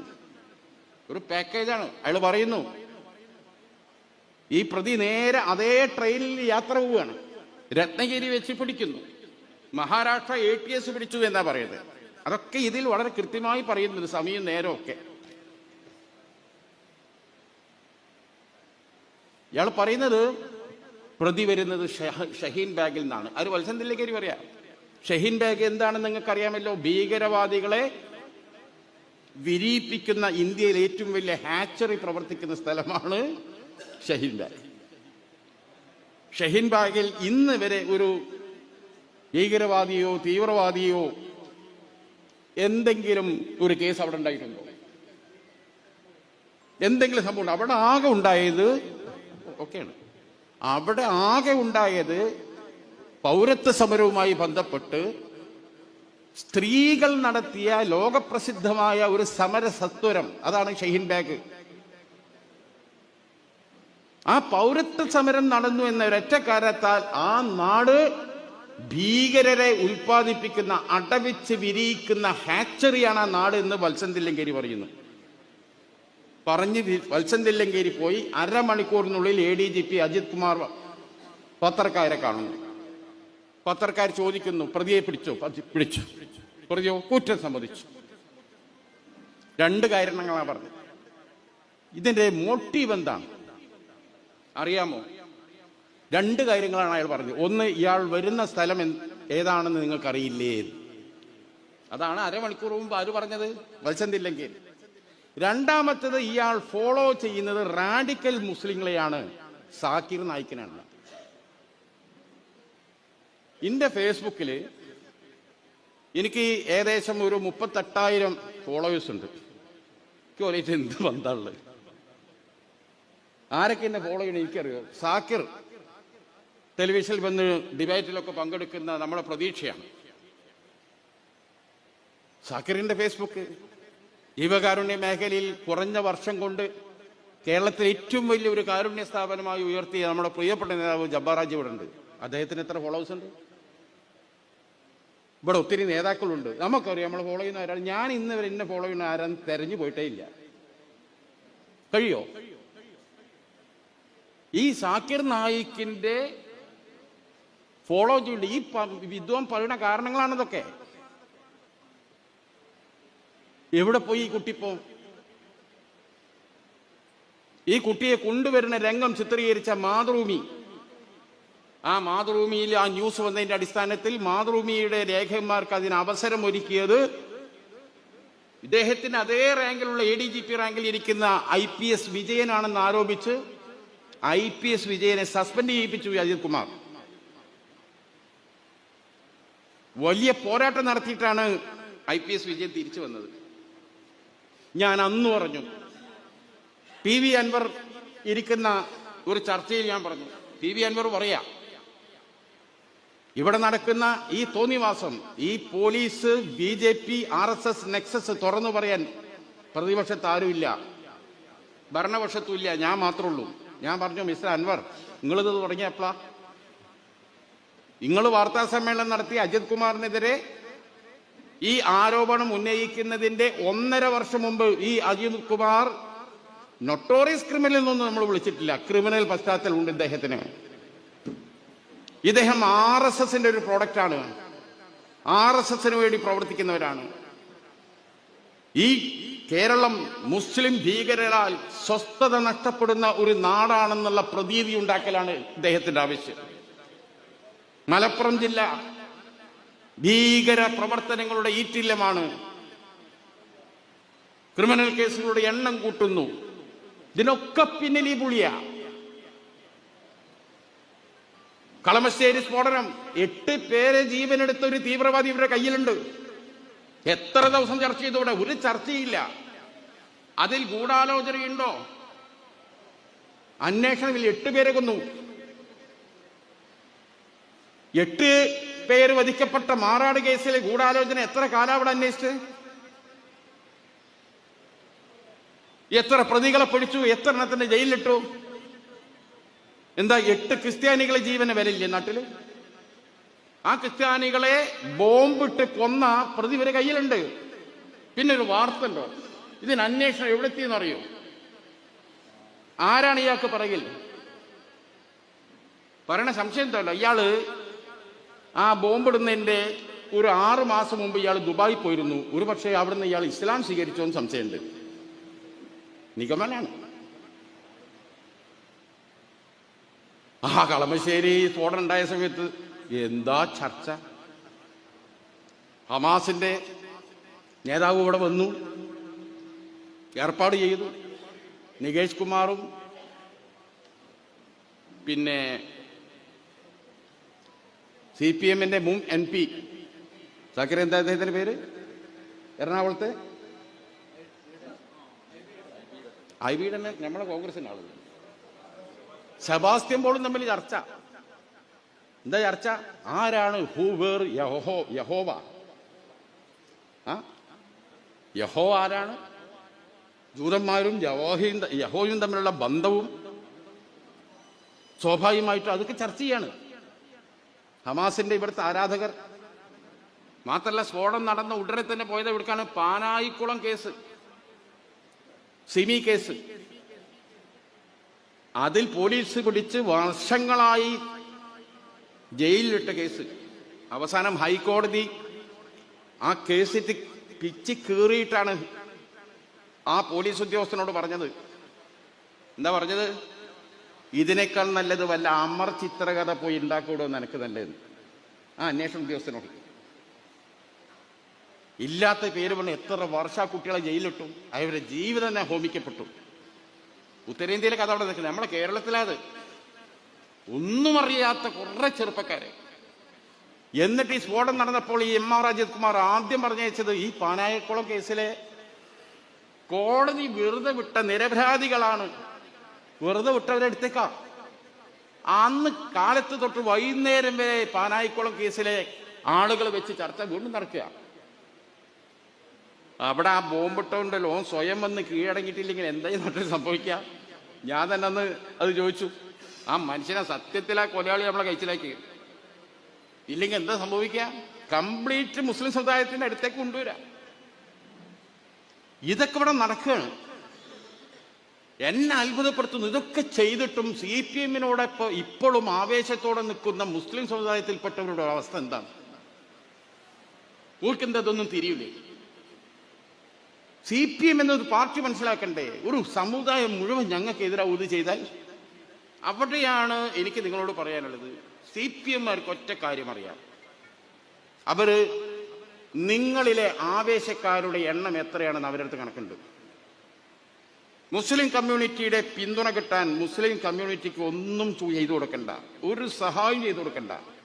ഇനി മുസ്ലിം സമുദായം അനുഭവിച്ചു വരുന്ന ആനുകൂല്യങ്ങൾ എടുത്തു കളഞ്ഞാൽ പോലും പ്രശ്നമില്ല. ആ ലാസ്റ്റ് അവസരം ഉണ്ടല്ലോ, ആ സമയത്ത് RSSനെതിരെ 2 വർത്താനം മാത്രമേ മതി, വോട്ടും കൊണ്ട് പോന്നോളൂ. ഇതാണ് ഇവരുടെ നിഗമനം. മനസ്സിലായോ? 4 തേറി RSSനോട് പറയാം. അത് പറഞ്ഞാൽ എല്ലാം പറഞ്ഞ് ഞങ്ങൾക്കിത് വോട്ട് ചെയ്തോളും. ആ സമുദായത്തിന്റെ നിലവാരം അത്രയേ ഉള്ളൂ. ഇത് ഇവർ തീരുമാനിച്ചതാ. മനസ്സിലായോ? എല്ലാം മറന്നോളും. ഇപ്പൊ നോക്കി എമ്മാതിരി ഒറ്റപ്പെടുത്തലാണ് മുസ്ലിം കമ്മ്യൂണിറ്റിയെ. ഈ വെള്ളാപ്പള്ളിയെ വെറുതെ ഇറക്കിയ നിങ്ങൾക്ക് തോന്നുന്നുണ്ടെങ്കിൽ കൃത്യമാണ്. എന്തിനാണ് നിലമ്പൂരിൽ അയാളെ ഇറക്കിയത്? നിലമ്പൂർ വെച്ചാൽ ഈ ജില്ലയെക്കുറിച്ച് പറഞ്ഞതെന്താണ്? പറഞ്ഞതിനെ ഇവരാരും അപലപിച്ചില്ലെന്ന് മാത്രമല്ല, പിന്നീട് അയാൾക്ക് കണിച്ചുകുളരി കൊടുത്ത സ്വീകരണത്തിൽ മുഖ്യമന്ത്രി പോലും വാനോളം പൊഴുത്തുകയാണ്. മതനിരപേക്ഷതയിൽ വിട്ടുവീഴ്ച ചെയ്യാത്ത നേതാവ്, ഇയാളെ കുറിച്ച് പറയാ. തലേ ദിവസം ഈ പറഞ്ഞിട്ട് ഈ തെമ്മാടിത്തരങ്ങൾ അവിടെ കിടക്കുക. എന്നിട്ട് പറയാ മതനിരപേക്ഷതയിൽ വിട്ടുവീഴ്ച ചെയ്യാത്ത നേതാവ്. അദ്ദേഹത്തിന്റെ നാവ് സരസ്വതിയാണ്. വേറെ എന്തെല്ലാം അയാൾ പറഞ്ഞു. പക്ഷെ അയാളുടെ വാക്കുകൾ ചില രാഷ്ട്രീയ പാർട്ടികൾക്കെതിരെ വരാറുണ്ട്. അത് ആ രാഷ്ട്രീയ പാർട്ടിക്കെതിരെ വരുന്ന സാധനങ്ങളൊക്കെ ആ സമുദായത്തിനെതിരെയുള്ള സാധനമാക്കി ചിലർ വ്യാഖ്യാനിക്കാറുണ്ട്. വെള്ളാപ്പള്ളി പോലും അങ്ങനെ വ്യാഖ്യാനിക്കാൻ ശ്രമിച്ചിട്ടില്ല. ഇവിടെ മുസ്ലിം ലീഗിനെ കുറിച്ച് എന്തേ പറഞ്ഞു? അയാൾ നിലമ്പൂരിൽ ഫുള്ള് മുസ്ലിങ്ങളെ കുറിച്ചാണ് പറഞ്ഞത്. സഫക്കേറ്റിംഗ്, വീർപ്പ് മുട്ടലിലാണ് ഇവിടെ. അത് കഴിഞ്ഞ് പിറ്റേ ദിവസം മറ്റേ സുരേന്ദ്രൻ വന്നിട്ട് പറഞ്ഞു ഒരു തുള്ളി വെള്ളം കിട്ടാനില്ല ഇവിടെ. നോമ്പ് കാലത്ത് ഒരു തുള്ളി വെള്ളം പോലും മലപ്പുറം ജില്ലയ്ക്ക് കടന്നാൻ കിട്ടൂല. അതിനടിയിൽ തന്നെ നമ്മൾ നോമ്പിന് തുറക്കുന്ന ഹോട്ടലിന്റെ ലിസ്റ്റ് നമ്മൾ കുട്ടികൾ ഇട്ടുകൊടുത്തത്. എനിക്ക് എത്ര ഗ്ലാസ് വെള്ളം വേണം സുര, ഇങ്ങോട്ട് വാന്നറിയില്ല. മലപ്പുറം ജില്ലയിൽ ഹിന്ദുക്കൾ ഇട്ടെടുത്തത്. എന്നിട്ട് വാനോളം പുകഴ്ത്തി. ആ പുകഴ്ത്തിയ പിണറായി വിജയന്റെ നടപടിയെ വിമർശിക്കാൻ മുസ്ലിം സമുദായത്തിൽ എത്ര പേർ മുന്നോട്ട് വന്നു? ഞാൻ സംഘടനയുടെ പേര് പറയില്ല. ഇപ്പൊ സമീപകാലത്ത് ചില സംഘടനകളുടെ സ്വഭാവമാണ് ഞാൻ ഈ പറയണത്. പിറന്നു വീണ സമുദായത്തിനെ കുറിച്ച് അതിനികൃഷ്ടമായ വർഗീയ പരാമർശം നടത്തിയ ഒരു കടുത്ത വർഗീയവാദിയായ ഒരു മനുഷ്യനെ, വർഗീയ ഭ്രാന്തനായ ഒരു മനുഷ്യനെ നാട് ഭരിക്കുന്ന മുഖ്യമന്ത്രിയും 5 ക്യാബിനറ്റ് മന്ത്രിമാരും ആകാശത്തിട്ട് അഭിനന്ദിച്ച് തൊട്ടിലാട്ടി. മോശമായിപ്പോയി. നാടിന്റെ ഭരണാധികാരിയിൽ നിന്ന് അങ്ങയുടെ ഭാഗത്ത് നിന്ന് അങ്ങനെ ഉണ്ടാകാൻ പാടില്ല എന്ന് എത്ര മുസ്ലിം സംഘടനകൾ പറഞ്ഞു? അതിനൊന്നും ഊക്ക് കാണിക്കൂല. ലീഗിന്റെ നേരെ എങ്ങനെ മെക്കിട്ട് കയറാൻ വരും? ആരെങ്കിലും വന്നാ? ഞങ്ങൾക്കറിയാം അതൊക്കെ സംഭവിക്കുന്നുള്ളത്. ഇപ്പൊ അതൊക്കെ കഴിഞ്ഞ് ഇപ്പത്തെ വീണ്ടും സ്വീകരണം കഴിഞ്ഞിട്ടില്ല, സ്വീകരണം നടന്നുകൊണ്ടിരിക്കുകയാണ്. ഇപ്പൊ ആലുവയിലൊന്ന് കഴിഞ്ഞ്, ചേർത്തല വേറൊന്ന് കഴിഞ്ഞ്. നോക്കിക്കോ, ഇയാളെ കേരളം മുഴുവനും ഇയാൾക്ക് സ്വീകരണമാവും. ഇയാൾക്ക് മിഞ്ഞാന്ന് ഞാൻ ചോദിച്ചത്, സെൻട്രൽ ഗവൺമെന്റ് ഇയാൾക്ക് വൈ കാറ്റഗറി സുരക്ഷ കൊടുത്തിരിക്കുക. എന്താ വൈ കാറ്റഗറി സുരക്ഷ? ഞങ്ങൾ 14 പേരാണ് മദ്രാസ് റെജിമെന്റിലെ സുരക്ഷാ ഉദ്യോഗസ്ഥർ. 7 പേർ എപ്പോഴും ലൈവാ. AK-47 അടക്കം അത്യാധുനിക മെഷീൻ ഗണ്ണ കയ്യിൽ. അതും വെച്ചിട്ട് അത് വെച്ച് നടക്കുന്ന ഒരാൾ കേരളത്തിൽ ആരാ? ഇയാൾ മാത്രമേ ഉള്ളൂ. അതും ഗവൺമെന്റ് ഓഫ് ഇന്ത്യയുടെ ചെലവിലാണ്. 10 നയാ പൈസയുടെ ചെലവില്ല. നമ്മളെ KM ഷാജിക്ക് വധഭീഷണിയുണ്ട്. അദ്ദേഹത്തിന് സ്റ്റേറ്റ് പോലീസിന്റെ ശുപാർശ പ്രകാരം സർക്കാർ ഗൺമാൻ അനുവദിച്ചു കൊടുത്തു. ആ ഗൺമാന്റെ കയ്യിൽ ഒരു റിവോൾവർ ഉണ്ടാവും, ലോഡ് ചെയ്ത റിവോൾവർ കയ്യിലാണ്. ചില രാഷ്ട്രീയ നേതാക്കൾക്കുണ്ട്, ഉയർന്ന നേതാക്കൾക്കുണ്ട്. PK Kunhalikutty സാഹിബിനുണ്ട്, K സുധാകരനുണ്ട്. പക്ഷേ അതിൻ്റെ ഒക്കെ ശമ്പളവും കാര്യങ്ങളൊക്കെ കൊടുക്കുന്നത് സർക്കാരല്ല. എന്നാൽ സെൻട്രൽ ഗവൺമെന്റിന്റെ വൈ കാറ്റഗറി അതല്ല. കേരളത്തിലെ മുഖ്യമന്ത്രിക്ക് പോലും ഈ മെഷീൻ ഗണ്ണും AK-47 എഴുതിയ ആളുകളില്ല. എന്താ ഇയാൾക്ക് മുമ്പ് 2 പോലീസുകാരെ നൽകിയിരുന്നു. എന്താ കാരണം? ഇയാൾ പ്രസംഗിക്കുന്ന ഒരു വേദിയിൽ മൈക്ക് എന്തോ എർത്തൊക്കെ തെറ്റി എന്തോ ഒരു ഷോക്കടിച്ചു പോയി. അതിന്റെ പേരിൽ ഇന്നെ ഷോക്കടിപ്പിച്ച് കൊല്ലാനിതാ നോക്കുന്നേ എന്ന് പറഞ്ഞ് ഇയാൾ ഗവൺമെന്റ് പരാതി കൊടുത്തിട്ട് 2 പോലീസുകാരെ ഇയാൾ പ്രസംഗിക്കാൻ പോകുമ്പോൾ മൈക്ക് സെറ്റായിട്ട് ഒന്ന് ശ്രദ്ധിക്കാൻ വേണ്ടി 2 പോലീസുകാരെ വെച്ചിട്ടുണ്ട്. അത് 2 മാസം കഴിഞ്ഞ ശേഷം ഒരു പ്രശ്നമില്ല എന്ന് ബോധ്യപ്പെട്ട് പോലീസിന്റെ ശുപാർശ അടിസ്ഥാനത്തിൽ വിവരിക്കുകയും ചെയ്തു. ഇപ്പൊ ഇത്രയും വലിയ സർക്കാരിന്റെ നികുതി ഫണ്ടിൽ നിന്ന് ഇമ്മൻസ് തുക ചെലവിട്ട് ഇത്ര വലിയ സെക്യൂരിറ്റി കേരളത്തിലുള്ള സെൻട്രൽ നിയമിക്കുന്ന ഗവർണർക്ക് പോലും ഇല്ല. ഈ ഗണ്ണ് എന്തിയൻ ഇത് ബോംബെയിലൊക്കെ അധോലോകക്കാരെ കയ്യിലുണ്ട്. മനസ്സിലാക്കണം. ഇത്രയൊക്കെ പണം ചെലവിട്ട് ഒരാൾക്കും വേണ്ടി കേന്ദ്ര സർക്കാർ ഇത് ചെയ്യണമെങ്കിൽ കേന്ദ്ര സർക്കാരിന്റെ താല്പര്യം എന്താ? ഇയാളെ വെച്ച് കേരളത്തിന്റെ സാമുദായ അന്തരീക്ഷം നശിപ്പിക്കുക, കലാപങ്ങൾ ഉണ്ടാക്കുക. ഹിന്ദു മുസ്ലിം രൂക്ഷമായ രക്തരൂക്ഷിതമായ കലാപം ഉണ്ടാക്കുക. ഗുജറാത്തൊക്കെ ചെയ്തതുപോലെ കലാപങ്ങളിൽ നിന്നും കലാപത്തിന്റെ ഗുണം ഇന്ത്യയിൽ മുഴുവൻ കിട്ടിയ BJPക്ക് കലാപത്തിലൂടെ വളർന്നൊരു പാർട്ടിയാണ്. ഗുജറാത്ത് കലാപമാണ് ഗുജറാത്തിലേക്ക് പരിപൂർണമായി ഭരണം അവരിലേക്ക് നീക്കിയത്. ആ ഗുജറാത്ത് കലാപം കൊടുത്ത മെസ്സേജാണ് ഇന്ത്യ മുഴുവനും. എന്താണ്? നരേന്ദ്രമോദിയിലേക്കും അമിത്ഷായിലേക്കും മാറിയത്. താരതമ്യേന പക്വമതികളായിരുന്ന അഡ്വാനി, മുരളി മനോഹർ ജോഷി, വാജ്പേയി തുടങ്ങിയവരൊക്കെ നീങ്ങി ഇവരെ കയ്യിലേക്ക് വന്നു. അപ്പൊ വെള്ളാപ്പള്ളി ഇവിടെ ഇറക്കിയത് അതിന് തന്നെയാണ്. എന്തൊക്കെയാണ് പറയുന്നത്? പെറ്റുകൂട്ടുന്നു അല്ലേ? ഞാൻ ഇന്നലെ ചോദിച്ചു, ഇവരെ സുരേഷ് ഗോപിക്ക് എത്ര മക്കളുണ്ട് ചോദിച്ചു. സിനിമാ നടൻ കൃഷ്ണകുമാറിന് എത്ര ആളുണ്ട്? ഈ വെള്ളാപ്പള്ളി തന്നെ 12 മക്കളിൽ ഒന്നാ. വെള്ളാപ്പള്ളിന്റെ അച്ഛനും അമ്മയും മോശക്കാരല്ല, 12 ഇത് പറയാൻ പാടുണ്ടോ? പിന്നെന്തൊക്കെയാണ്? മുഖ്യമന്ത്രി, മുസ്ലിം ലീഗ് മുഖ്യമന്ത്രിയാക്കാൻ നോക്കും. മുസ്ലിം ലീഗ് മുഖ്യമന്ത്രി പദം വഹിച്ചിട്ടുണ്ട്. മുസ്ലിം ലീഗ് മുഖ്യമന്ത്രി പദം ചോദിച്ചിട്ടില്ലെന്നവരെ മുസ്ലിം ലീഗിനെ തേടി വന്നതാ. കായിദമില്ലത്ത് മുഹമ്മദ് ഉസ്മാൻ സാഹിബും പ്രതിപക്ഷ നേതാവ് സ്ഥാനം ചോദിച്ച് എവിടെയും ചെന്നതല്ല. അന്നത്തെ മദ്രാസ് അസംബ്ലിയിൽ മുസ്ലിം ലീഗ് അത്ര വലിയ കക്ഷിയൊന്നല്ല. 29 സീറ്റ് മാത്രമേ ഉള്ളൂ. അതിനേക്കാൾ എണ്ണം സീറ്റുള്ള പാർട്ടികൾ അവിടെ ഉണ്ട്. എന്നിട്ടും ഇസ്മായിൽ സാഹിബിനെ തേടി സ്പീക്കർ സ്ഥാനം വന്ന്. കേരളത്തിൽ CH മുഹമ്മദ് കോയ മുഖ്യമന്ത്രിയാകുമ്പോൾ എന്താണ് ഏറ്റവും വലിയ പാർട്ടി? ലീഗാണോ? അല്ല. എന്നിട്ടും CHനെ തേടി വന്നു. മുഖ്യമന്ത്രി പദം മുസ്ലിം ലീഗിന് വേണം എന്ന് ലീഗ് ആഗ്രഹിച്ചാൽ ലീഗിന് എന്തെല്ലാം വഴികളുണ്ട്? 5 കൊല്ലം ആണ് ഭരണകാലാവധി. മുനിസിപ്പാലിറ്റിയിലും കോർപ്പറേഷനിലും പഞ്ചായത്തിലും ഒക്കെ 2.5-3 കൊല്ലം പോകുമ്പോൾ പ്രസിഡന്റ് പദവി, ചെയർമാൻ പദവി വെച്ച് മാറാറില്ലേ? അതേപോലെ അവസാനത്തെ 2 കൊല്ലം ഞങ്ങൾക്ക് വേണമെന്ന് പറഞ്ഞാൽ തരൂല എന്ന് കോൺഗ്രസ് പറയോ? പക്ഷെ ലീഗ് അങ്ങനെ ചോദിക്കാറില്ല. ലീഗിന്റെ പതിവ് അതല്ല. ലീഗ് ഒരു ടീം സ്പിരിറ്റിലാണ് നിൽക്കുന്നത്. ഇന്ന പദവി വേണം, ഇന്ന പദവി എന്നല്ല. കോൺഗ്രസ് എന്ന പാർട്ടിയുടെ കൂടെ നിന്ന് ഭരണനിർവഹണത്തിൽ പങ്കാളികളാകുക. ലീഗിന്റെ ലൈൻ അതാണ്. അല്ലാതെ ഈ മുഖ്യമന്ത്രി സ്ഥാനം കിട്ടിയ എല്ലുമായി. അങ്ങനെയാണെങ്കിൽ ഫക്രുദ്ദീൻ അലി അഹമ്മദിനും ഡോക്ടർ സാക്കിർ ഹുസൈനും രാഷ്ട്രപതി സ്ഥാനം കിട്ടിയില്ലേ? ഇന്ത്യയിൽ അതിനേക്കാൾ വലിയ പദവിയുണ്ടോ? സുപ്രീം കോടതി ഒരു മനുഷ്യനെ തൂക്കിക്കൊല്ലാൻ വിധിച്ചാൽ പിന്നീട് ആ മനുഷ്യനെ ജീവിക്കണോ വേണ്ട എന്ന് തീരുമാനിക്കുന്നത് രാഷ്ട്രപതിയാണ്. അദ്ദേഹത്തിന്റെ മാപ്പിന്റെ അടിസ്ഥാനത്തിലാണ് അവന്റെ ജീവൻ. ഇന്ത്യയിലെ 3 സേനകൾ ചലിക്കണമെങ്കിൽ രാഷ്ട്രപതി ഒപ്പിടണം.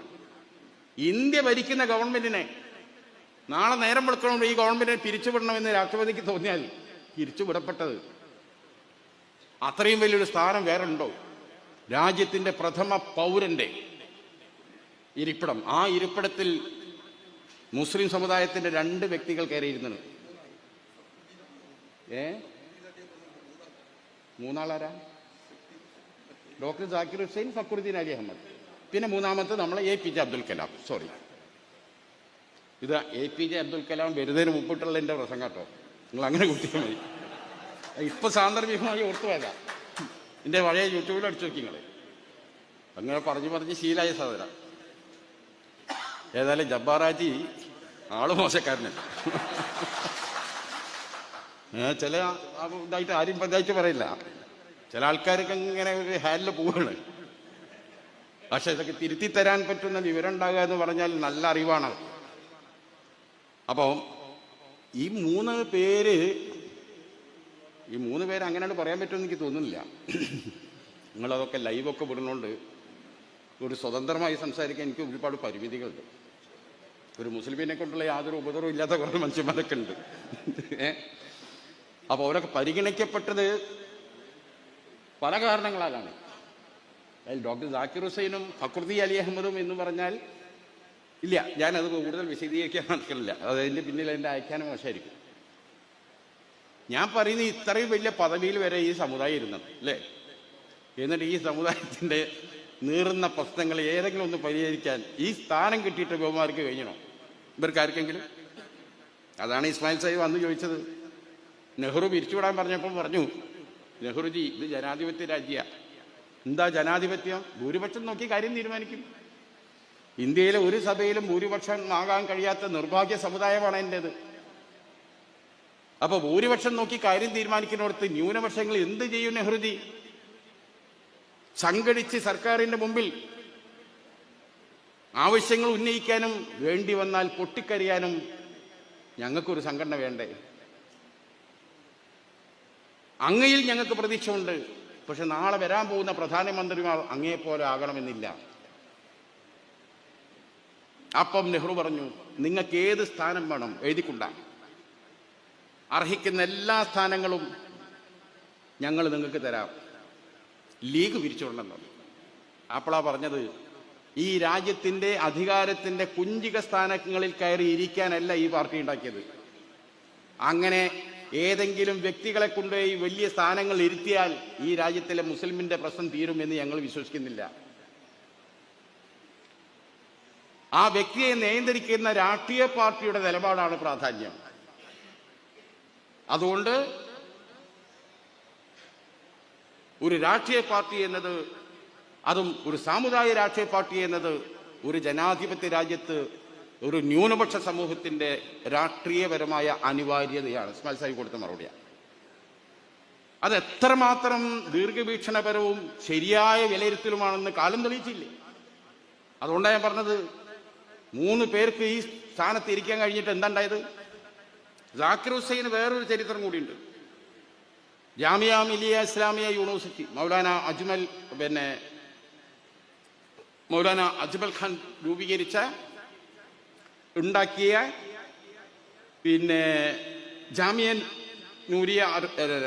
ജാമിയ മില്ലിയ സർവകലാശാല, അതിന്റെ വൈസ് ചാൻസലറായിരുന്നു ഡോക്ടർ സാക്കിർ ഹുസൈൻ. തൊപ്പിയും താടിയൊക്കെ ധരിച്ച, ഷെർവാണിയൊക്കെ ധരിച്ച, വളരെ ഇസ്ലാമിക ഭക്തിപരമായി ജീവിച്ച ഡോക്ടർ സാക്കിർ ഹുസൈൻ ജാമിയ മില്ലിയയുടെ വൈസ് ചാൻസലർ ഇരിക്കുന്ന കാലത്ത് മാസത്തിൽ ഒരിക്കൽ അദ്ദേഹം രാഷ്ട്രപതി ഭവനിൽ കയറും. എന്തിന്? ഒരു നിവേദനം കൊടുക്കാൻ.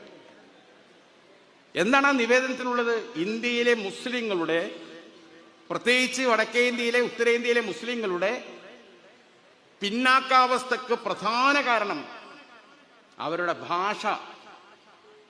ഭാഷയായ ഉറുദുവിന് ഒഫീഷ്യൽ അംഗീകാരമില്ലാത്തതാണ്. രാജ്യത്ത് കലാപങ്ങൾ ഉത്തരേന്ത്യയിൽ പലതും നടന്നു. ആയിരക്കണക്കിന്, പതിനായിരക്കണക്കിന് മുസ്ലിങ്ങൾ കൊല്ലപ്പെട്ടു. എല്ലാ അന്വേഷണ കമ്മീഷനുകളും കണ്ടെത്തി പോലീസ് വൺ സൈഡായിരുന്നു. പോലീസ് ഇടപെട്ടില്ല. എന്നാൽ മുസ്ലിങ്ങൾ കമ്മീഷനോട് പറഞ്ഞു, ഞങ്ങൾ പോലീസിൽ പരാതി നൽകി. പോലീസ് തിരിഞ്ഞു നോക്കിയില്ല. പോലീസിനെ വിളിച്ച് കമ്മീഷൻ വിചാരണ ചെയ്തു. ബദാവൂൻ കലാപവും മീററ്റ് കലാപവും അന്വേഷിച്ച ജസ്റ്റിസുമാർ അവരുടെ റിപ്പോർട്ടിൽ എഴുതി വെച്ചത് എന്താണെന്ന് അറിയോ? പരാതി കിട്ടിയിട്ടും എന്തുകൊണ്ട് മുസ്ലിങ്ങളുടെ രക്ഷക്ക് പോലീസെത്തിൽ? അവരും ഈ രാജ്യത്ത് നികുതി കൊടുത്ത് ജീവിക്കുന്നവരല്ലേ. ആദ്യം പറഞ്ഞു പരാതി കിട്ടിയില്ല. കിട്ടിയ പരാതിയുടെ കോപ്പി അന്വേഷണ കമ്മീഷൻ ഉയർത്തിപ്പിടിച്ചു. ഇത് പരാതിയല്ലേ, ഇത് നിങ്ങൾക്ക് തന്നതല്ലേ. അപ്പൊ പറഞ്ഞു അത് ഉറുദുവിലാണ്. ഉറുദു ഔദ്യോഗിക ഭാഷയെ അംഗീകരിച്ചിട്ടില്ല. ഉറുദുവിൽ എഴുതിത്തരുന്ന ഒന്നും സ്വീകരിക്കാൻ നിയമപരമായി ഞങ്ങൾക്ക് കഴിയില്ല. കൊടുത്ത മറുപടിയാ. വില്ലേജ് ഓഫീസിൽ എഴുതി കൊടുത്തിട്ട് കാര്യമില്ല. പഞ്ചായത്തിൽ സ്വീകരിക്കൂല, താലൂക്കിൽ സ്വീകരിക്കൂല, കലക്ട്രേറ്റിൽ സ്വീകരിക്കൂല, ആരും സ്വീകരിക്കൂല. നിങ്ങളൊന്ന് മനസ്സിലാക്കണം, ഇന്ത്യയിൽ 35% മനുഷ്യന്മാർ സംസാരിക്കുന്ന ഭാഷയാണ് ഉറുദു. ഇന്ത്യൻ സ്വാതന്ത്ര്യ സമരത്തിന് ഉശിരും ചൂടും പടർന്ന ഭാഷയാണ്. ഗദ്യങ്ങളും പദ്യങ്ങളും ഗസലുകളും കവാലികളും ഒക്കെ ഇറങ്ങിയ അതിമനോഹരമായ ഭാഷ. വലത്ത് നിന്ന് ഇടത്തോട്ട് എഴുതിപ്പോയി എന്ന ഒരൊറ്റ കാരണത്താൽ ഭാഷാ അംഗീകാരം പോലും ഇന്ത്യയിലില്ല. 1% മനുഷ്യന്മാർ പോലും സംസാരിക്കാത്ത തുളു, കൊങ്ങിണി, ആ ഭാഷക്കൊന്നും ആ ഭാഷയിൽ നിന്ന് എഴുതാൻ കഴിയില്ല. ലിപി പോലും ഇല്ലാത്ത ഭാഷകൾക്ക് വരെ ഈ രാജ്യത്ത് അംഗീകാരമുണ്ട്. എന്നിട്ടും ഉറുദുവിനില്ല. ആ ഉറുദുവിന് ഭാഷാ അംഗീകാരം വേണമെന്ന ആവശ്യവുമായിട്ടാണ് ജാമിയ മില്ലയുടെ വൈസ് ചാൻസലറായിരിക്കുന്ന കാലത്ത് ഡോക്ടർ സാക്കിർ ഹുസൈൻ രാഷ്ട്രപതി ഭവനിൽ കയറിയിറങ്ങിയത്. സാക്കിർ ഹുസൈന്റെ നിവേദനം രാഷ്ട്രപതി ഭവനിൽ ഇങ്ങനെ അട്ടിയട്ടിയായി കുമിഞ്ഞുകൂടി. കാലങ്ങൾ മുന്നോട്ട് പോയി. അല്ലാഹു വലിയവനാണ് അല്ലേ? എന്താ സംഭവിച്ചത്? ഈ നിവേദനം കൊണ്ടുകൊടുത്ത വ്യക്തി ഒരു നാൾ ആ നിവേദനം സ്വീകരിച്ച പദവിയിൽ ഇരിക്കാൻ അള്ളാഹു അവസരമൊരുക്കി. ഡോക്ടർ സാക്കിർ ഹുസൈൻ ഇന്ത്യയുടെ രാഷ്ട്രപതിയായി മാറി. ഇന്ത്യയിലെ മുസ്ലിങ്ങൾക്ക് എന്ത് ചെയ്തു എന്നൊന്നും ഞാൻ ചോദിക്കുന്നില്ല. അവിടെ കുമിഞ്ഞുകൂടി കിടക്കുന്ന തന്റെ നിവേദനമുണ്ട്. ആ നിവേദനം പോലും പരിഗണിക്കാൻ രാഷ്ട്രപതി സ്ഥാനം കിട്ടിയിട്ടും ഡോക്ടർ സാക്കിർ ഹുസൈന് സാധിച്ചില്ല എന്നതാണ് ഏറ്റവും വലിയ അദ്ദേഹത്തിന്റെ നിർഭാഗ്യം. അവിടെയാണ് കായിദ മില്ലത്ത് ഇസ്മായിൽ സാഹിബിന്റെ പ്രസക്തി. കാരണം സാക്കിർ ഹുസൈൻ ഒരു വ്യക്തി മാത്രമാണ്. ഒരു വ്യക്തി വിചാരിച്ചതുകൊണ്ട് രാജ്യത്തൊന്നും ചെയ്യാൻ കഴിയില്ല. രാഷ്ട്രപതി പദവി കിട്ടിയിട്ടും നടപ്പിലാക്കാൻ സാക്കിർ ഹുസൈന് സാധിക്കാത്ത ആ ഉറുദു ഭാഷയുടെ അംഗീകാരം എന്ന ആവശ്യം ഇന്ത്യ രാജ്യത്ത് നടപ്പിലാക്കിയത് എങ്ങനെയാണ്? ഇന്ത്യൻ യൂണിയൻ മുസ്ലിം ലീഗ് എന്ന പാർട്ടി അതിന്റെ രാഷ്ട്രീയ സഖ്യം വഴി ഉണ്ടാക്കിയെടുത്ത ഊഷ്മളമായ ബന്ധം വഴിയാണ്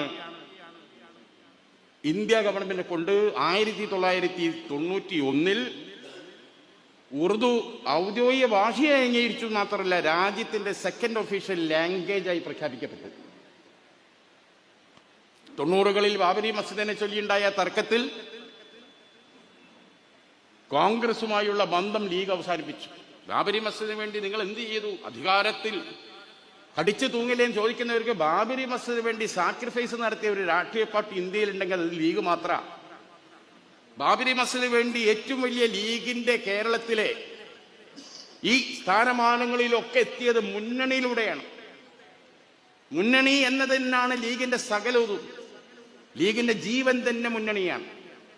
മുന്നണിയില്ലെങ്കിൽ ലീഗിന് ഒരു ചുക്കും ചെയ്യാൻ കഴിയില്ല.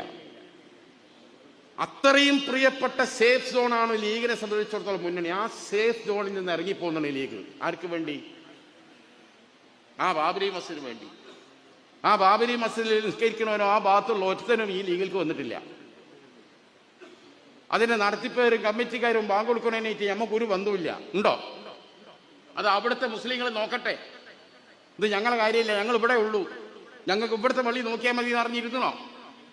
ഇല്ല. ബാബരി മസ്ജിദിനകത്ത് അനർഹമായി കൊണ്ടുവച്ച വിഗ്രഹത്തെ തൊഴാൻ അന്നത്തെ കോൺഗ്രസ് ഗവൺമെന്റിൽ ആഭ്യന്തരമന്ത്രിയായ SP ചവാൻ പോയി. ആ ഒരൊറ്റ കാരണത്താലാണ് ലീഗ് എന്ത് പറഞ്ഞത്? കോടതിയുടെ പരിഗണനയിലിരിക്കുന്ന ഒരു വിഷയത്തിൽ ആ കൊണ്ടുവച്ച വിഗ്രഹത്തിൽ പോയിട്ട് രാജ്യത്തിന് ആഭ്യന്തരമന്ത്രി തന്നെ പോയി തൊഴുതു നിൽക്കാന്ന് പറഞ്ഞാൽ പിന്നെ എവിടെ നിന്നാണ് നീതി കിട്ടുക? നിങ്ങൾ ഈ സമീപനവുമായി പൊരുത്തപ്പെടാൻ ഞങ്ങൾക്ക് കഴിയില്ല എന്ന് പറഞ്ഞ് വർഷങ്ങളുടെ ബന്ധം പിച്ചളപ്പിന്നിന്റെ വില കൽപ്പിക്കാതെ ഉപേക്ഷിച്ചിട്ട് പോകുന്ന പ്രസ്ഥാനത്തിന്റെ പേരാണ് ഇന്ത്യൻ യൂണിയൻ മുസ്ലിം ലീഗ്. മുസ്ലിം ലീഗ് മുന്നണിയിൽ നിന്ന് പോകുന്നതോടുകൂടി മുസ്ലിം ലീഗിന് അങ്ങനെ മുന്നണി വിട്ടു പോകാൻ സമ്മതിക്കാൻ പാടില്ലായിരുന്നു. അവരുമായുള്ള പ്രശ്നം നമുക്ക് സംസാരിച്ച് തീർക്കണം എന്ന് പറഞ്ഞ് കോൺഗ്രസിന്റെ കേരളത്തിലെ നേതാക്കന്മാർ കെ കരുണാകരൻ, AK ആന്റണി, അന്നത്തെ മുന്നണി കൺവീനർ ശങ്കരനാരായണൻ തുടങ്ങി ഡൽഹിയിലുള്ള നേതാക്കന്മാർ അർജുൻ സിംഗ്, ഗുലാം നബി ആസാദ് തുടങ്ങിയ പല പ്രഗത്ഭരും കോൺഗ്രസിനുള്ളിൽ വലിയ വിഷയങ്ങൾ ഉണ്ടാക്കി. അതുവഴി കോൺഗ്രസ് ലീഗ് ചർച്ചകൾ ആരംഭിച്ചു. ഏതാനും മാസം 7 or 8 മാസമേ വിട്ടുനിന്നിട്ടുള്ളൂ. തിരുവനന്തപുരത്തും ഡൽഹിയിലും പാണക്കാടുമായി ചർച്ചകൾ പുരോഗമിച്ചു. ചർച്ചകളിൽ സ്വാതന്ത്ര്യം നേടിയതിനു ശേഷം മുസ്ലിങ്ങൾ അനുഭവിക്കുന്ന എല്ലാ ദുരവസ്ഥകളും, ആവലാതികളും, വിഷമങ്ങളും, കലാപം കൊണ്ട് അനുഭവിക്കുന്ന പ്രശ്നങ്ങളും കാലുഷ്യങ്ങളും ഒക്കെ കോൺഗ്രസിന് മുമ്പിൽ അക്കമിട്ട് നിരത്തി. സ്വാതന്ത്ര്യം ലഭിച്ചതിന് ശേഷം ഒരു ആനുകൂല്യം ഇന്ത്യ രാജ്യത്തിലെ ഒരു സർക്കാരും ഈ സമുദായത്തിന് പ്രഖ്യാപിച്ചിട്ടില്ല. ഈ സമുദായത്തിന്റെ സാംസ്കാരിക അടയാളങ്ങളായ പലതും അതിന്റെ മുസ്ലിം സ്വഭാവം ഇല്ലാതാക്കാൻ പലവരും നിങ്ങൾ ശ്രമിച്ചു, ഇപ്പോഴും ശ്രമിച്ചുകൊണ്ടിരിക്കുന്നു. ഈ രാജ്യത്ത് മുസ്ലിങ്ങൾ അനുഭവിക്കുന്ന നിരവധി പ്രശ്നങ്ങളോട് മുന്നിൽ വെച്ച് ഇതിനൊരു പരിഹാരമുണ്ടാക്കാതെ നിങ്ങളുമായി ഇനിയില്ല. 10-40ഓളം വിഷയങ്ങൾ ലീഗ് മുന്നോട്ട് വെച്ചു. നിരന്തരമായ ചർച്ചകൾക്കൊടുവിൽ 10 ആവശ്യങ്ങൾ കോൺഗ്രസ് അംഗീകരിച്ച് മുസ്ലിം ലീഗ് മുന്നണിയിൽ പുനഃപ്രവേശിക്കാൻ തീരുമാനമായി എന്ന വാർത്ത പിറ്റേ ദിവസം പത്രങ്ങളിൽ വരെ, അന്നത്തെ ഒരു ടെലിവിഷനും അന്തിച്ചർച്ചയൊന്നുമില്ല. ആ പത്രം ഇറങ്ങിയ മാതൃഭൂമി ഇന്നും കോളേജിൽ പോകുന്ന സമയം എനിക്ക് ഓർമ്മയുണ്ട്. എന്നാണ് അന്ന് 10 കമൻമെന്റ്സ് എന്ന മൂസാ നബിയുടെ ചരിത്രം പറയുന്ന ദ ഹിസ്റ്ററി ഓഫ് മോസസ് എന്ന ഒരു ഇംഗ്ലീഷ് പടം കോഴിക്കോട് ക്രൗൺ തിയേറ്ററിൽ വന്ന് അന്നത്തെ പത്രങ്ങളിൽ എടുത്തു നോക്കിയാൽ സിനിമാ പരസ്യം ഭയങ്കരമാണ്. അപ്പൊ 10 കമൻമെന്റ്സ് എന്ന ഇംഗ്ലീഷ് ചിത്രം അമ്പിച്ച രീതിയിൽ ഹൗസ്ഫുള്ളായി ക്രൗൺ തിയേറ്ററിൽ ഓടുന്നു. എല്ലായിടത്തും 10 കമൻമെന്റ്സിന് ബോർഡ്. അന്ന് മാതൃഭൂമിന്റെ എഡിറ്റോറിയൽ എന്താണ്? ലീഗിന്റെ 10 കമൻമെന്റ്സ്. മാതൃഭൂമിന്റെ എഡിറ്റോറിയലാണ്. ലീഗിന്റെ 10 കൽപ്പനകൾക്ക് മുമ്പിൽ കോൺഗ്രസ് മുട്ടുമടക്കി.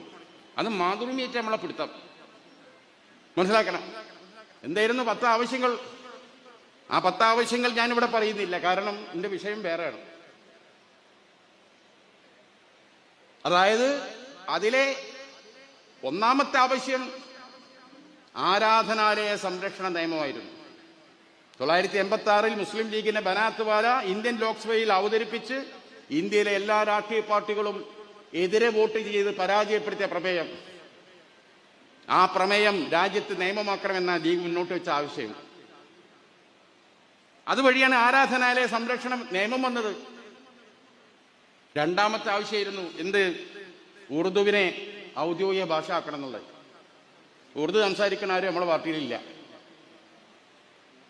നമുക്കിട്ട് ഉറുദു തിരിയില്ല അല്ലേ ആ കാലഘട്ടം. ഇപ്പൊ കുറച്ച് എല്ലായിടത്തും നമുക്ക് ഇങ്ങനെ വേരുകളായി വരുന്നുണ്ട്, അൽഹംദുലില്ലാ. എന്താണ് ഇത്ര പ്രാമുഖ്യത്തോടു കൂടി എടുക്കാനുള്ള കാരണം? ഉത്തരേന്ത്യയിലും വടക്കേന്ത്യയിലും മുസ്ലിങ്ങൾ ഭ്രാന്തവൽക്കരിക്കപ്പെടാനുള്ള കാരണം അവർക്ക് ഉറുദു അല്ലാത്ത ഒന്നും തിരിയില്ല. ആ ഉറുദുവിനിട്ട് അംഗീകാരമില്ല. ഒരു രാജ്യത്തിന് ആനുകൂല്യം ഇട്ടൊക്കെ കിട്ടുന്നില്ല. എത്തിങ്ങൾക്ക് ഈ ഭാഷ അല്ലാതെ വേറെ ഒന്നും അറിയില്ല. അങ്ങനെയാണ് അത് അംഗീകരിക്കപ്പെട്ടത്. മൂന്നാമത്തെ ആവശ്യം മൈനോറിറ്റി കമ്മീഷന് സ്റ്റാറ്റ്യൂട്ടറി പദവി. നാലാമത്തത് എല്ലാ ഇന്ത്യയിലെ സംസ്ഥാനങ്ങളിലും ന്യൂനപക്ഷ ക്ഷേമ മന്ത്രാലയങ്ങൾ ഉണ്ടാക്കണം. അങ്ങനെയാണ് ന്യൂനപക്ഷ മന്ത്രാലയം ഉണ്ടായത്. KT ജലീലൊക്കെ അതിന് മന്ത്രിയാകാൻ കഴിഞ്ഞ അതുകൊണ്ടാ. എല്ലാ സ്റ്റേറ്റിലും മുസ്ലിങ്ങൾക്കായി മൈനോറിറ്റി എക്കണോമിക്കൽ ഡെവലപ്മെന്റ് കോർപ്പറേഷൻ ഉണ്ടാക്കണം തന്നെ. അതിലാണ് INL-ന്റെ വഹാബ് ചെയർമാനായത്. ഇന്ത്യൻ മുസ്ലിങ്ങളുടെ സാമൂഹിക വിദ്യാഭ്യാസപരമായി പിന്നോക്കാവസ്ഥക്ക് പ്രൈം മിനിസ്റ്റർ ലെവലിൽ ഉന്നത ജുഡീഷ്യൽ കമ്മീഷനെ വെക്കണം എന്ന് പറഞ്ഞു ലീഗ്. ആറാമത്തെ ആവശ്യം. അങ്ങനെയാണ് സച്ചാർ കമ്മീഷൻ വന്നത്. ഇതൊന്നും ചുമ്മാ അപ്പൂപ്പൻ താടി പോലെ ആകാശത്ത് കൂടെ പാറി വീണതല്ല, ഒരു പാർട്ടി പണിയെടുത്തുണ്ടാക്കിയതാ. ഇന്ത്യയിലെ മുസ്ലിങ്ങളൊന്നും മുസ്ലിം ലീഗല്ല, പക്ഷെ ഇന്ത്യൻ മുസ്ലിങ്ങളെ മൊത്തം ഇൻഷൂർ ചെയ്തത് ഇന്ത്യൻ യൂണിയൻ മുസ്ലിം ലീഗാണെന്നതിന് ഇതിൽ പരം എന്തൊക്കെ തെളിവ് വേണം? അങ്ങനെ പോകുന്ന ഒരുപാട് റയറ്റ് കോർട്ട്. ഇപ്പൊ കലാപം നടക്കും, പോലീസ് അന്വേഷിക്കും, പ്രതികൾക്കെതിരെ കേസെടുക്കും. വിധി വരുന്നത് 30-40 കൊല്ലം കഴിഞ്ഞിട്ടാണ്. അപ്പോഴോ പ്രതികളൊക്കെ സ്വന്തം മരിച്ചുപോയിണ്ടാവും. മരിച്ചവൻ എങ്ങനെ ശിക്ഷിക്കാനാ? അതുകൊണ്ടാണ് സ്പെഷ്യൽ റയറ്റ് കോർട്ട് വേണമെന്ന് പറഞ്ഞു. 91-ലെ ഗവൺമെന്റ് അംഗീകരിച്ചു, കോൺഗ്രസ്. അങ്ങനെയാണ് മാറാട് സ്പെഷ്യൽ കോർട്ടൊക്കെ വന്നത്. കലാപം നന്നാൽ ഉടനെ റയറ്റ് കോർട്ട് വേണം. ഇന്ത്യയിലെ para military service, para police സേനകൾ, BMP Bihar military police, Assam rifles, അതുപോലെ തന്നെ പിന്നെ UP-യിലെ ഒരു പോലീസ് ഉണ്ടല്ലോ, ബീഹാർ മിലിറ്ററി പോലീസ്, അതേപോലെ തന്നെ UP-യിലെ ഒരു ഓർമ്മ വരുന്നില്ല. അങ്ങനെ ഓരോരോ സംസ്ഥാനങ്ങളിലെ അർദ്ധസൈനിക വിഭാഗങ്ങളുണ്ട്. അവിടെ ഒന്നും മുസ്ലിങ്ങൾക്ക് പ്രവേശനമില്ല. ആ വിലക്കെടുത്ത് നീക്കണം. അങ്ങനെ തുടങ്ങിയുള്ള നിരവധി ആവശ്യങ്ങൾ ലീഗ് മുന്നോട്ട് വെച്ചു. 30 ആവശ്യങ്ങളിൽ 10 കോൺഗ്രസ് അംഗീകരിച്ചു. അങ്ങനെയാണ് നമ്മൾ വീണ്ടും മുന്നണിയിലേക്ക് വന്നതും 91-ലെ ഗവൺമെന്റിലൂടെ ഇതൊക്കെ നടപ്പായി. ഞാൻ പറഞ്ഞത്, രാഷ്ട്രപതി കസേര കിട്ടിയിട്ട് സാക്കിർ ഹുസൈന് നടത്താൻ കഴിയാത്തതാണ് ഈ ഇന്ത്യയിലെ ഏറ്റവും ചെറിയ സംസ്ഥാനമായ കേരളത്തിലെ ഈ മലബാറിൽ നിന്ന് 10-15 MLA-മാരും 2-3 MP-മാരും വെച്ച് ഒരു പ്രസ്ഥാനം ഇന്ത്യ ഭരിക്കുന്ന കക്ഷിയുമായുള്ള സൗഹൃദം ഉപയോഗിച്ച് നേടിയെടുത്തത്. അതുകൊണ്ടാണ് നമ്മൾ മുഖ്യമന്ത്രിയാൻ ശ്രമിക്കാത്തത്. നമുക്ക് മുഖ്യമന്ത്രി പദമല്ല വരുന്നത്. നമ്മൾ അനുഭവിക്കുന്ന സമൂഹത്തിന്റെ നീറുന്ന പ്രശ്നങ്ങൾക്ക് പരിഹാരം കാണാൻ രാജ്യത്തെ ഏറ്റവും വലിയൊരു മതേതര ദേശീയ പ്രസ്ഥാനവുമായി നല്ല ബന്ധം ഉണ്ടാക്കുക. ആ ബന്ധമാണ് ഞങ്ങൾ ഉപയോഗപ്പെടുത്തിയത് ഇന്ത്യക്ക് മൊത്തമായിട്ട്. അല്ല, കോൺഗ്രസിന് പ്രത്യേകമായി ഒരു വെളിപാടുണ്ടായി, ഒരു തോന്നലുണ്ടായി, അങ്ങനെ ഉണ്ടായതല്ല ഇതൊന്നും. മുസ്ലിം ലീഗിന്റെ ആവശ്യങ്ങളോട് പുറംതിരിഞ്ഞു നിൽക്കാൻ കോൺഗ്രസിന് കഴിയുന്നില്ല. അതുകൊണ്ട് തന്നെയാണ് ഇന്ത്യൻ യൂണിയൻ മുസ്ലിം ലീഗിനെ മുന്നണിയിലെടുത്തു. ആദ്യം UP-യിലെടുത്തു, ഇപ്പൊ ഇന്ത്യ സഖ്യത്തിലെടുത്തു. 10 വർഷം കേന്ദ്രമന്ത്രിയാക്കി. മൗലാന അബുൽ കലാം ആസാദ് കൈകാര്യം ചെയ്ത മാനവ വിഭവശേഷി വകുപ്പ് തന്നു. ഇന്ത്യൻ റെയിൽവേ വകുപ്പ് തന്നു. ലോകത്തിന് മുമ്പിൽ ഇന്ത്യക്ക് വേണ്ടി ലീഡർഷിപ്പ് കൊടുക്കാൻ വിദേശകാര്യ വകുപ്പ് വരെ നൽകി. 10 വർഷക്കാലം കേന്ദ്ര ഭരണത്തിൽ പങ്കാളികളായി.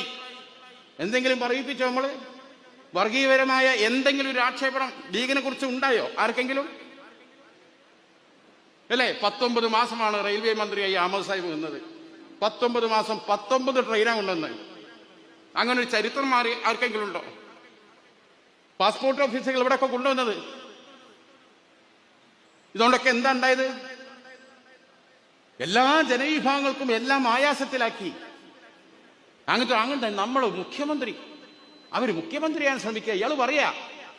പക്ഷെ കേരളത്തിലെ സ്മൃതി പരുത്തിക്കാട്ടടക്കം, അഭിലാഷ് മോഹൻ അടക്കം, PG സുരേഷ് കുമാർ അടക്കം, അബ്ജോദ് ഏഷ്യാനെറ്റിൽ അടക്കം എല്ലാവരും ഒരുമിച്ച് പറഞ്ഞു, എന്താ മുസ്ലിം ലീഗ് മുഖ്യമന്ത്രിയായ കുഴപ്പം? പണ്ടൊക്കെ ചാനൽ ചർച്ചയിൽ പോയാൽ ലീഗിനെതിരെ എന്തേ വന്നാൽ ഉടനെ എന്നോടും സാക്കിറിനോടൊക്കെ അവതാരം പറയും, ഓ നിങ്ങൾ മറുപടി പറയും. ഇപ്പൊ ലീഗിനെതിരെ എന്തേ പറഞ്ഞാൽ അവതാരന്മാരെന്നെ മറുപടി കൊടുക്കാണ്. നമ്മളേക്ക് തെറ്റുന്നില്ല. അത്രമാത്രം ലീഗ് ഒരു എന്താ പറയുക, ഒരു പൊളിറ്റിക്കലി സ്റ്റെറിലൈറ്റ് ചെയ്ത വളരെ വൃത്തിയുള്ള, ഗരിമയുള്ള, അഭിമാനമുള്ള തറവാടികളായ ആളുകളുടെ രാഷ്ട്രീയ പ്രസ്ഥാനമാണെന്ന തോന്നൽ ഈ രാജ്യത്തിലെ മീഡിയകൾ പോലും നമ്മളോട് പ്രേരിപ്പിക്കുന്നു. എല്ലാവരും ചോദിച്ചല്ലോ എന്താ മുഖ്യമന്ത്രിയെ കുഴപ്പം, ആയല്ലോ ഇവിടെ CH മുതൽ പോയ കുറച്ച കാലമെങ്കിലും. ഇങ്ങോട്ട് എന്താ സംഭവിച്ചത് ഞാൻ ഇന്നലെ പറഞ്ഞു കൊടുത്തു. ഇന്നലെ ഒരുത്തന്റെ വചസ്പതി, സന്ദീപ് വചസ്പതി തന്നെ സാധനം അത് ചോദിക്കുക. ഞാൻ പറഞ്ഞു ഇന്ത്യയിൽ എത്ര സ്റ്റേറ്റ് മുഖ്യമന്ത്രിയാണ് ശ്രമം. ഞാൻ പറഞ്ഞു ഇന്ത്യയിൽ മുസ്ലിങ്ങൾ ഒരുപാട് സ്റ്റേറ്റിൽ മുഖ്യമന്ത്രി ആയിട്ടുണ്ടോ? ബീഹാറിലായിട്ടുണ്ട്, രാജസ്ഥാനിലായിട്ടുണ്ട്, ആസാമിലായിട്ടുണ്ട്, മഹാരാഷ്ട്രയിലായിട്ടുണ്ട്, പോണ്ടിച്ചേരിയിലായിട്ടുണ്ട്, ഈ കേരളത്തിലായിട്ടുണ്ട്.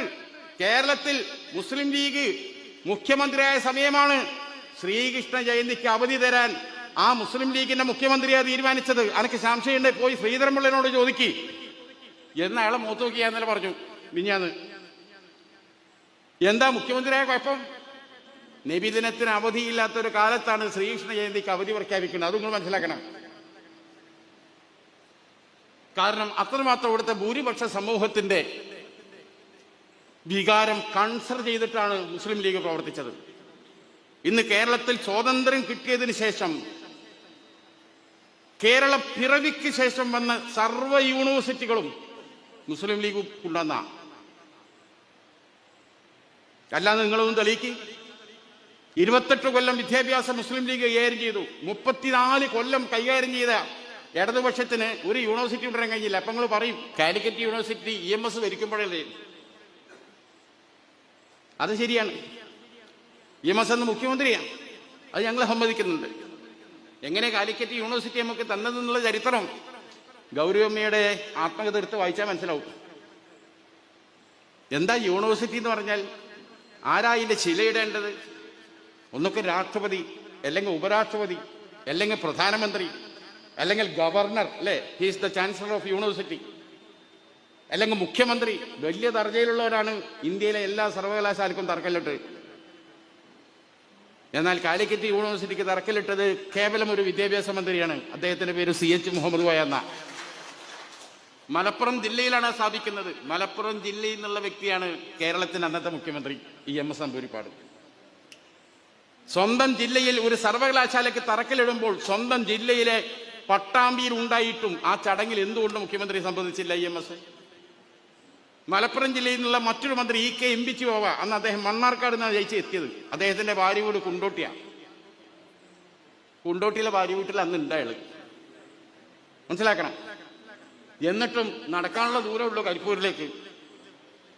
കുണ്ടോട്ടിന്ന് അല്ല, പിന്നെ തേഞ്ഞിപ്പലത്തേക്ക് വന്നില്ല.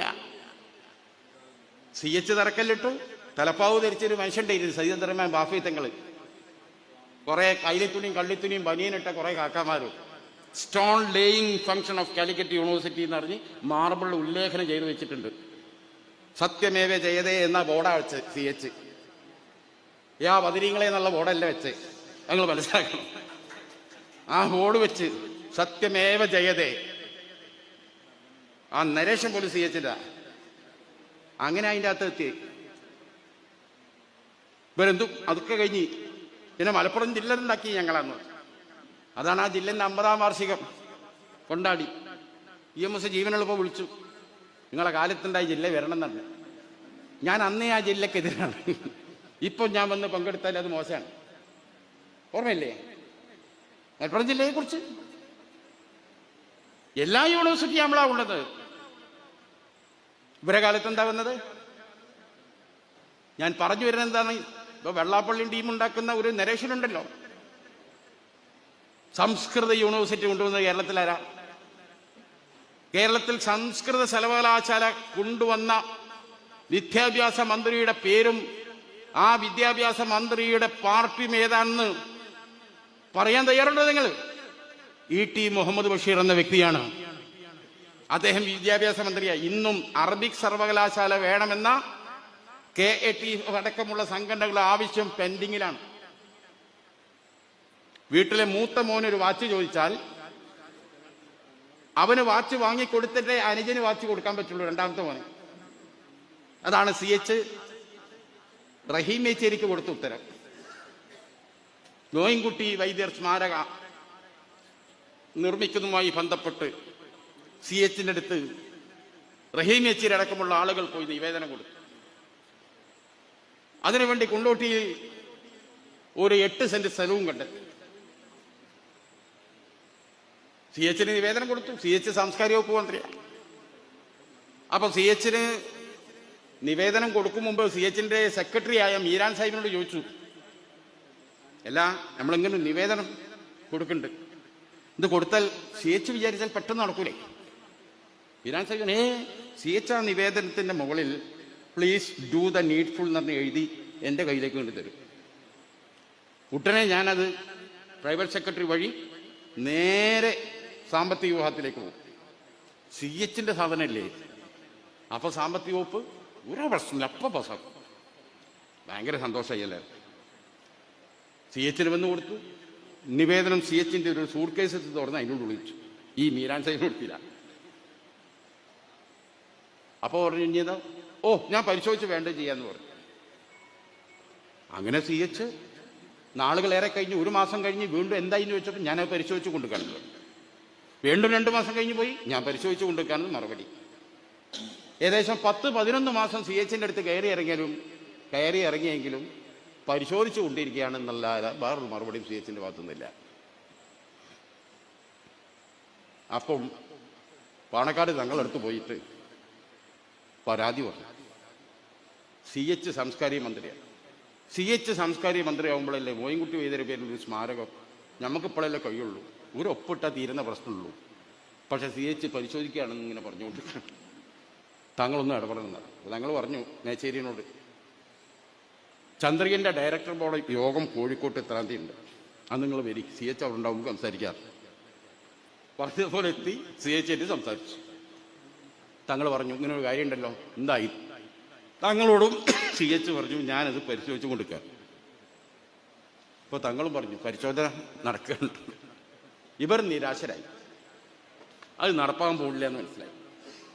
ഒരു പക്ഷേ അന്നൊക്കെ സി എച്ച് വേണ്ടത്ര ശുഷ്കാന്തി കാണിക്കുന്നില്ല, ഒരു പരിഭവമായി. അവിടെ നിന്ന് അങ്ങോട്ട് ഒരു 1.5 കൊല്ലം കഴിഞ്ഞു. 1 കൊല്ലോ 1.5 കൊല്ലോ അങ്ങനെയാണെന്നിൻ്റെ ഓർമ്മ. ഇത് എന്നോട് റഹീം മേച്ചേരി നേരിട്ട് പറഞ്ഞാണ്. അദ്ദേഹത്തിൻ്റെ മൂത്ത സഹോദരി മേച്ചേരി സൈനബൻ്റെ മോനെ ഞാൻ. ഒരു അമ്മാവെന്നുള്ള ബന്ധം ഉപയോഗിച്ചിട്ട് പല കഥകളും പറഞ്ഞ കൂട്ടത്തിൽ എവിടെയെങ്കിലും ഇത് രേഖപ്പെടുത്തപ്പെട്ടിട്ടൊന്നുമില്ല. എന്നോട് അതിൻ്റെ കഥകളൊക്കെ ഇങ്ങനെ ഒഴിവുണ്ടാവും പറയും. പറഞ്ഞപ്പോൾ അദ്ദേഹം പറയാണ്, അവിടെ അങ്ങോട്ട് 1-1.25 വർഷമോ കഴിഞ്ഞപ്പോൾ എനിക്ക് ഒരു പോസ്റ്റൽ കവറിൽ ഒരു കത്ത് വന്നു. പ്രിയപ്പെട്ട മേച്ചേരിക്ക് അസ്സലാമു അലൈക്കും, ക്ഷേമമാണെന്ന് വിശ്വസിക്കുന്നു. പരിഭവങ്ങളൊന്നുമില്ലെങ്കിൽ 3-ാം തീയതി കോഴിക്കോട്ട് കോർട്ട് റോഡിലുള്ള മുസ്ലിം ലീഗ് ഓഫീസിൽ ഒന്ന് വരണം. ഇത്ര സമയം തൊട്ട് ഇത്ര സമയം വരെ ഞാൻ അവിടെ ഉണ്ടാവും. ഈ പോസ്റ്റ് കാർഡ് കിട്ടിയപ്പോൾ മേച്ചേരിയും സംഘവും സി എച്ചിനെ കാണാൻ പോയി.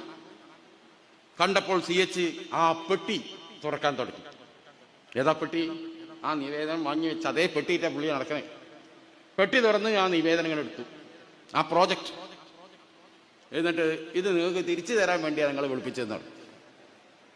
അതോടുകൂടി മേച്ചേരി ആകെ, ഇത് തിരിച്ചു തരാൻ ഇതിനപ്പം വിളിപ്പിച്ചേ,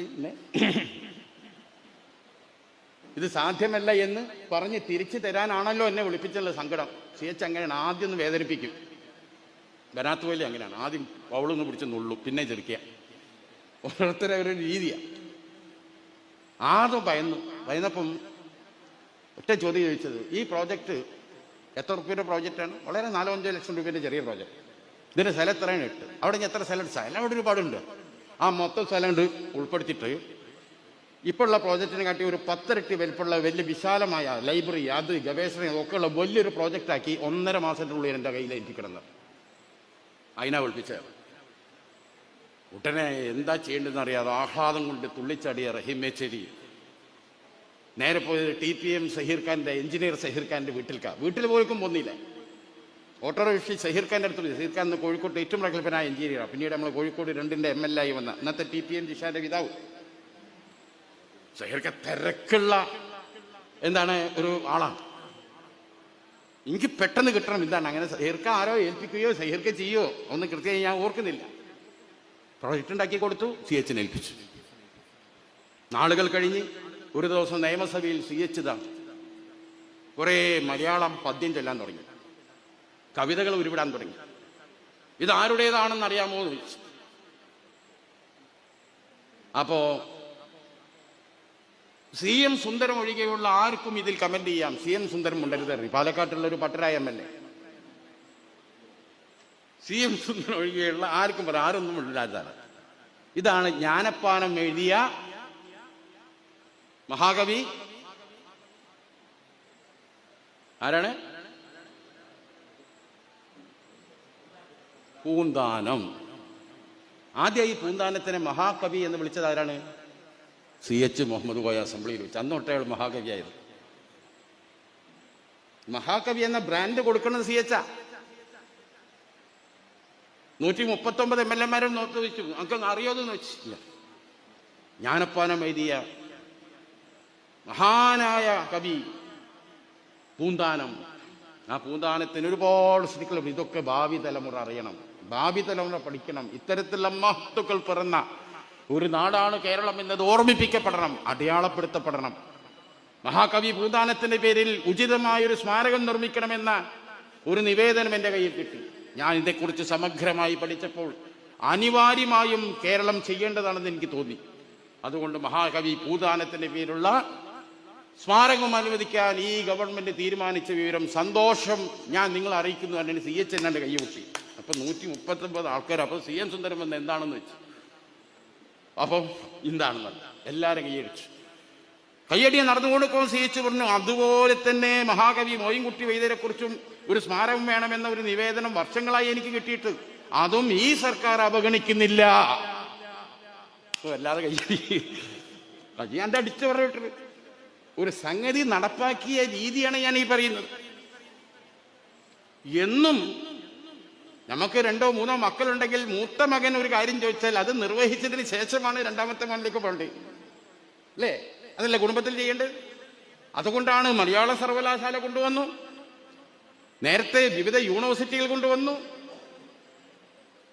അതുപോലെ തന്നെ ടെക്നിക്കൽ യൂണിവേഴ്സിറ്റി കൊണ്ടുവന്നു, പോളിടെക്നിക്കുകൾ കൊണ്ടുവന്നു, പിന്നെ ഹൈസ്കൂൾ ടീച്ചേഴ്സ് ട്രെയിനിങ് കോളേജുകൾ കൊണ്ടുവന്നു, അതുപോലെ തന്നെ മലയാളം സർവകലാശാല കൊണ്ടുവന്നു, സംസ്കൃത സർവകലാശാലയും കൊണ്ടുവന്നു. ഇതെല്ലാം കഴിഞ്ഞിട്ടാണ് അറബിക് സർവകലാശാല എന്ന ആവശ്യത്തെക്കാൾ മുമ്പ് കൺസിഡർ ചെയ്തത്. ഈ രാജ്യത്തിലെ ഒരു ഭൂരിപക്ഷ സമുദായം ആവശ്യപ്പെടുന്നതിന് മുമ്പ് തന്നെ 1000 വർഷങ്ങളോ പഴക്കമുള്ള ഇവിടുത്തെ വേദങ്ങളും സ്മൃതികളും എല്ലാം ഇറങ്ങിയ ഒരു ഭാഷ. ഇവിടുത്തെ ഭൂരിപക്ഷ സമൂഹത്തിന്റെ എല്ലാ വേദങ്ങളും സ്മൃതികളും അല്ലെ, എല്ലാം ആ ഭാഷയിൽ. ആ ഭാഷ ഇവിടെ അന്യം നിന്നാ പാടില്ല. ആ ഭാഷയുടെ സംരക്ഷണം അതൊരു ലീഗ് മന്ത്രിയിലൂടെയാണ് നിർവഹിക്കപ്പെട്ടത്. അതാണ് പഠിക്കേണ്ടത്. ഇവിടെ പറയുകയുണ്ടായി, എന്തോ നമ്മൾ അനിഹിത നേടുന്നു, ന്യൂനപക്ഷ പ്രീണനം നടത്തുന്നു. പിണറായി വിജയൻ നടത്തിയ പ്രീണനം എന്താ? ഒന്ന് പറഞ്ഞുണ്ടാ എന്താ നടത്തിയ പ്രീണനം? എന്നാൽ മുസ്ലിം സമുദായം വർഷങ്ങളായി അനുഭവിച്ചു വരുന്നത്, കവർന്നെടുത്തത് എണ്ണി ഞങ്ങൾ പറഞ്ഞു തരാം. പെട്ടെന്ന് വികലാംഗർക്ക് പെട്ടെന്നൊരു സംഭാഷണം, വളരെ സന്തോഷമുള്ള കാര്യം. നോക്കുമ്പോൾ ഇന്നെടുത്ത് കൊടുക്കുന്ന സംവരണം മുസ്ലിം കോട്ടേന്ന്.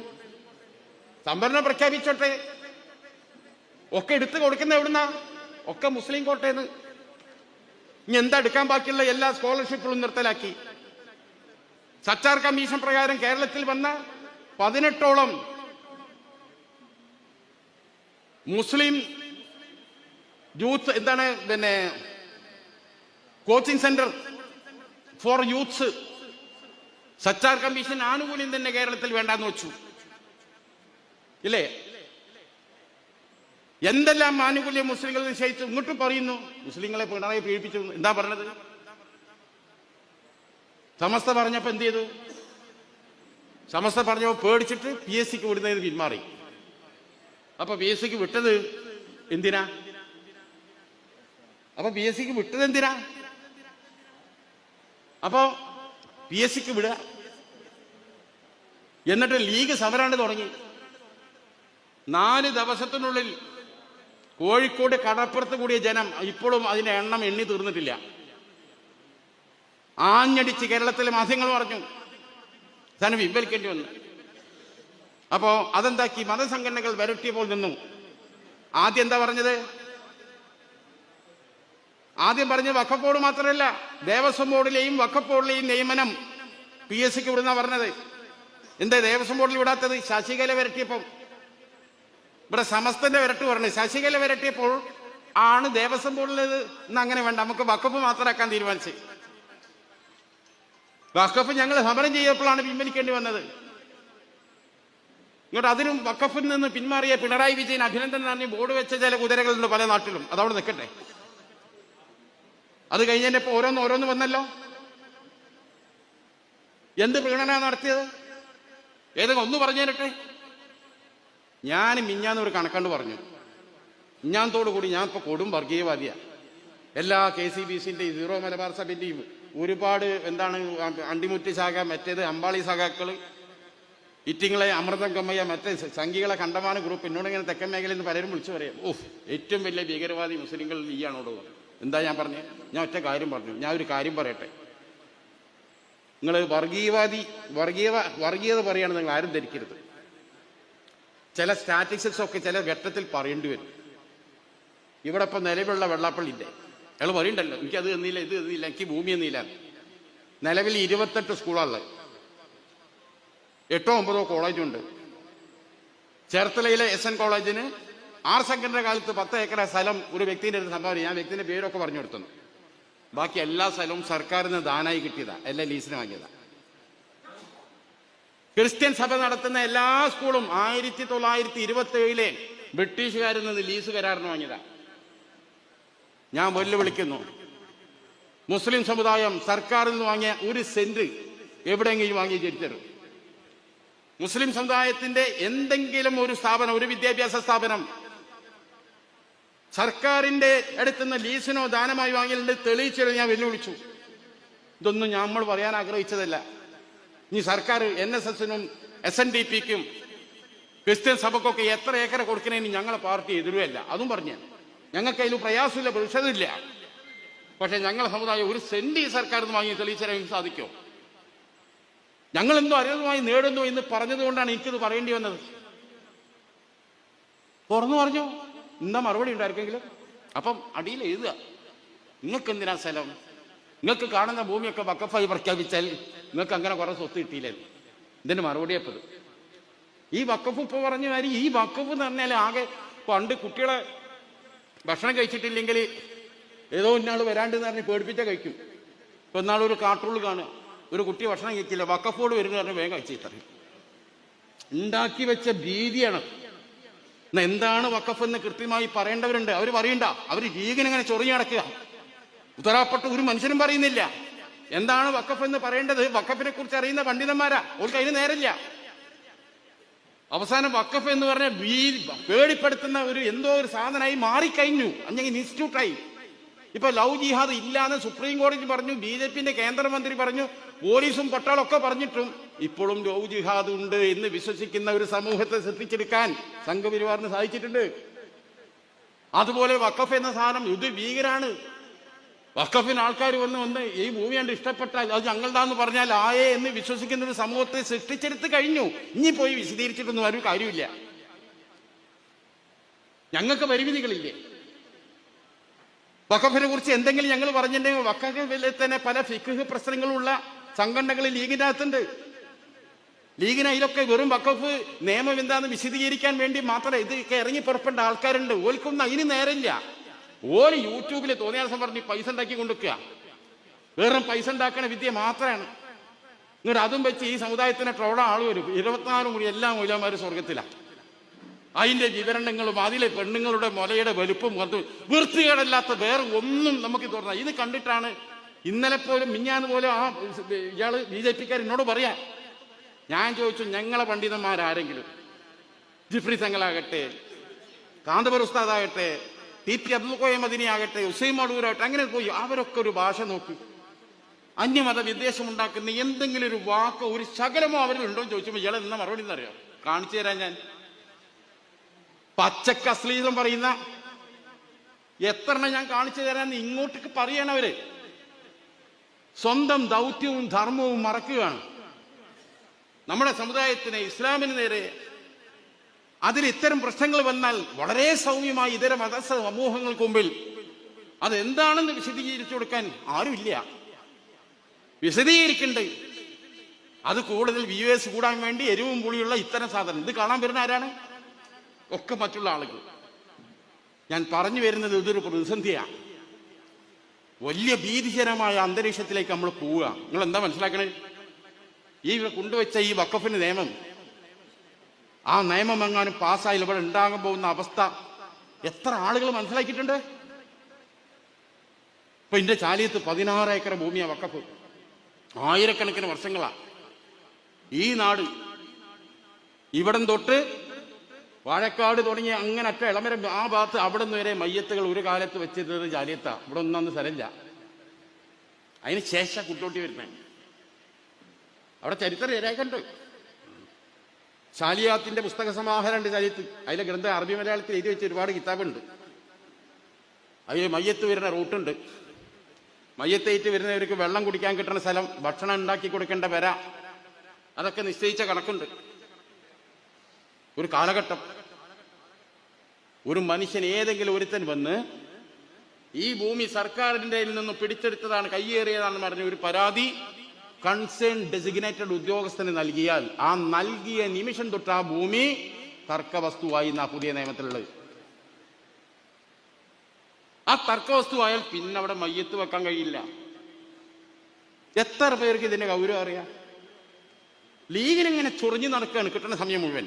വരാൻ പോകുന്ന ഭീകരമായ വിപത്ത് ഈ രാജ്യത്ത് വന്നിട്ട് അതിനെക്കുറിച്ച് എന്തേ പറയണ്ടോ?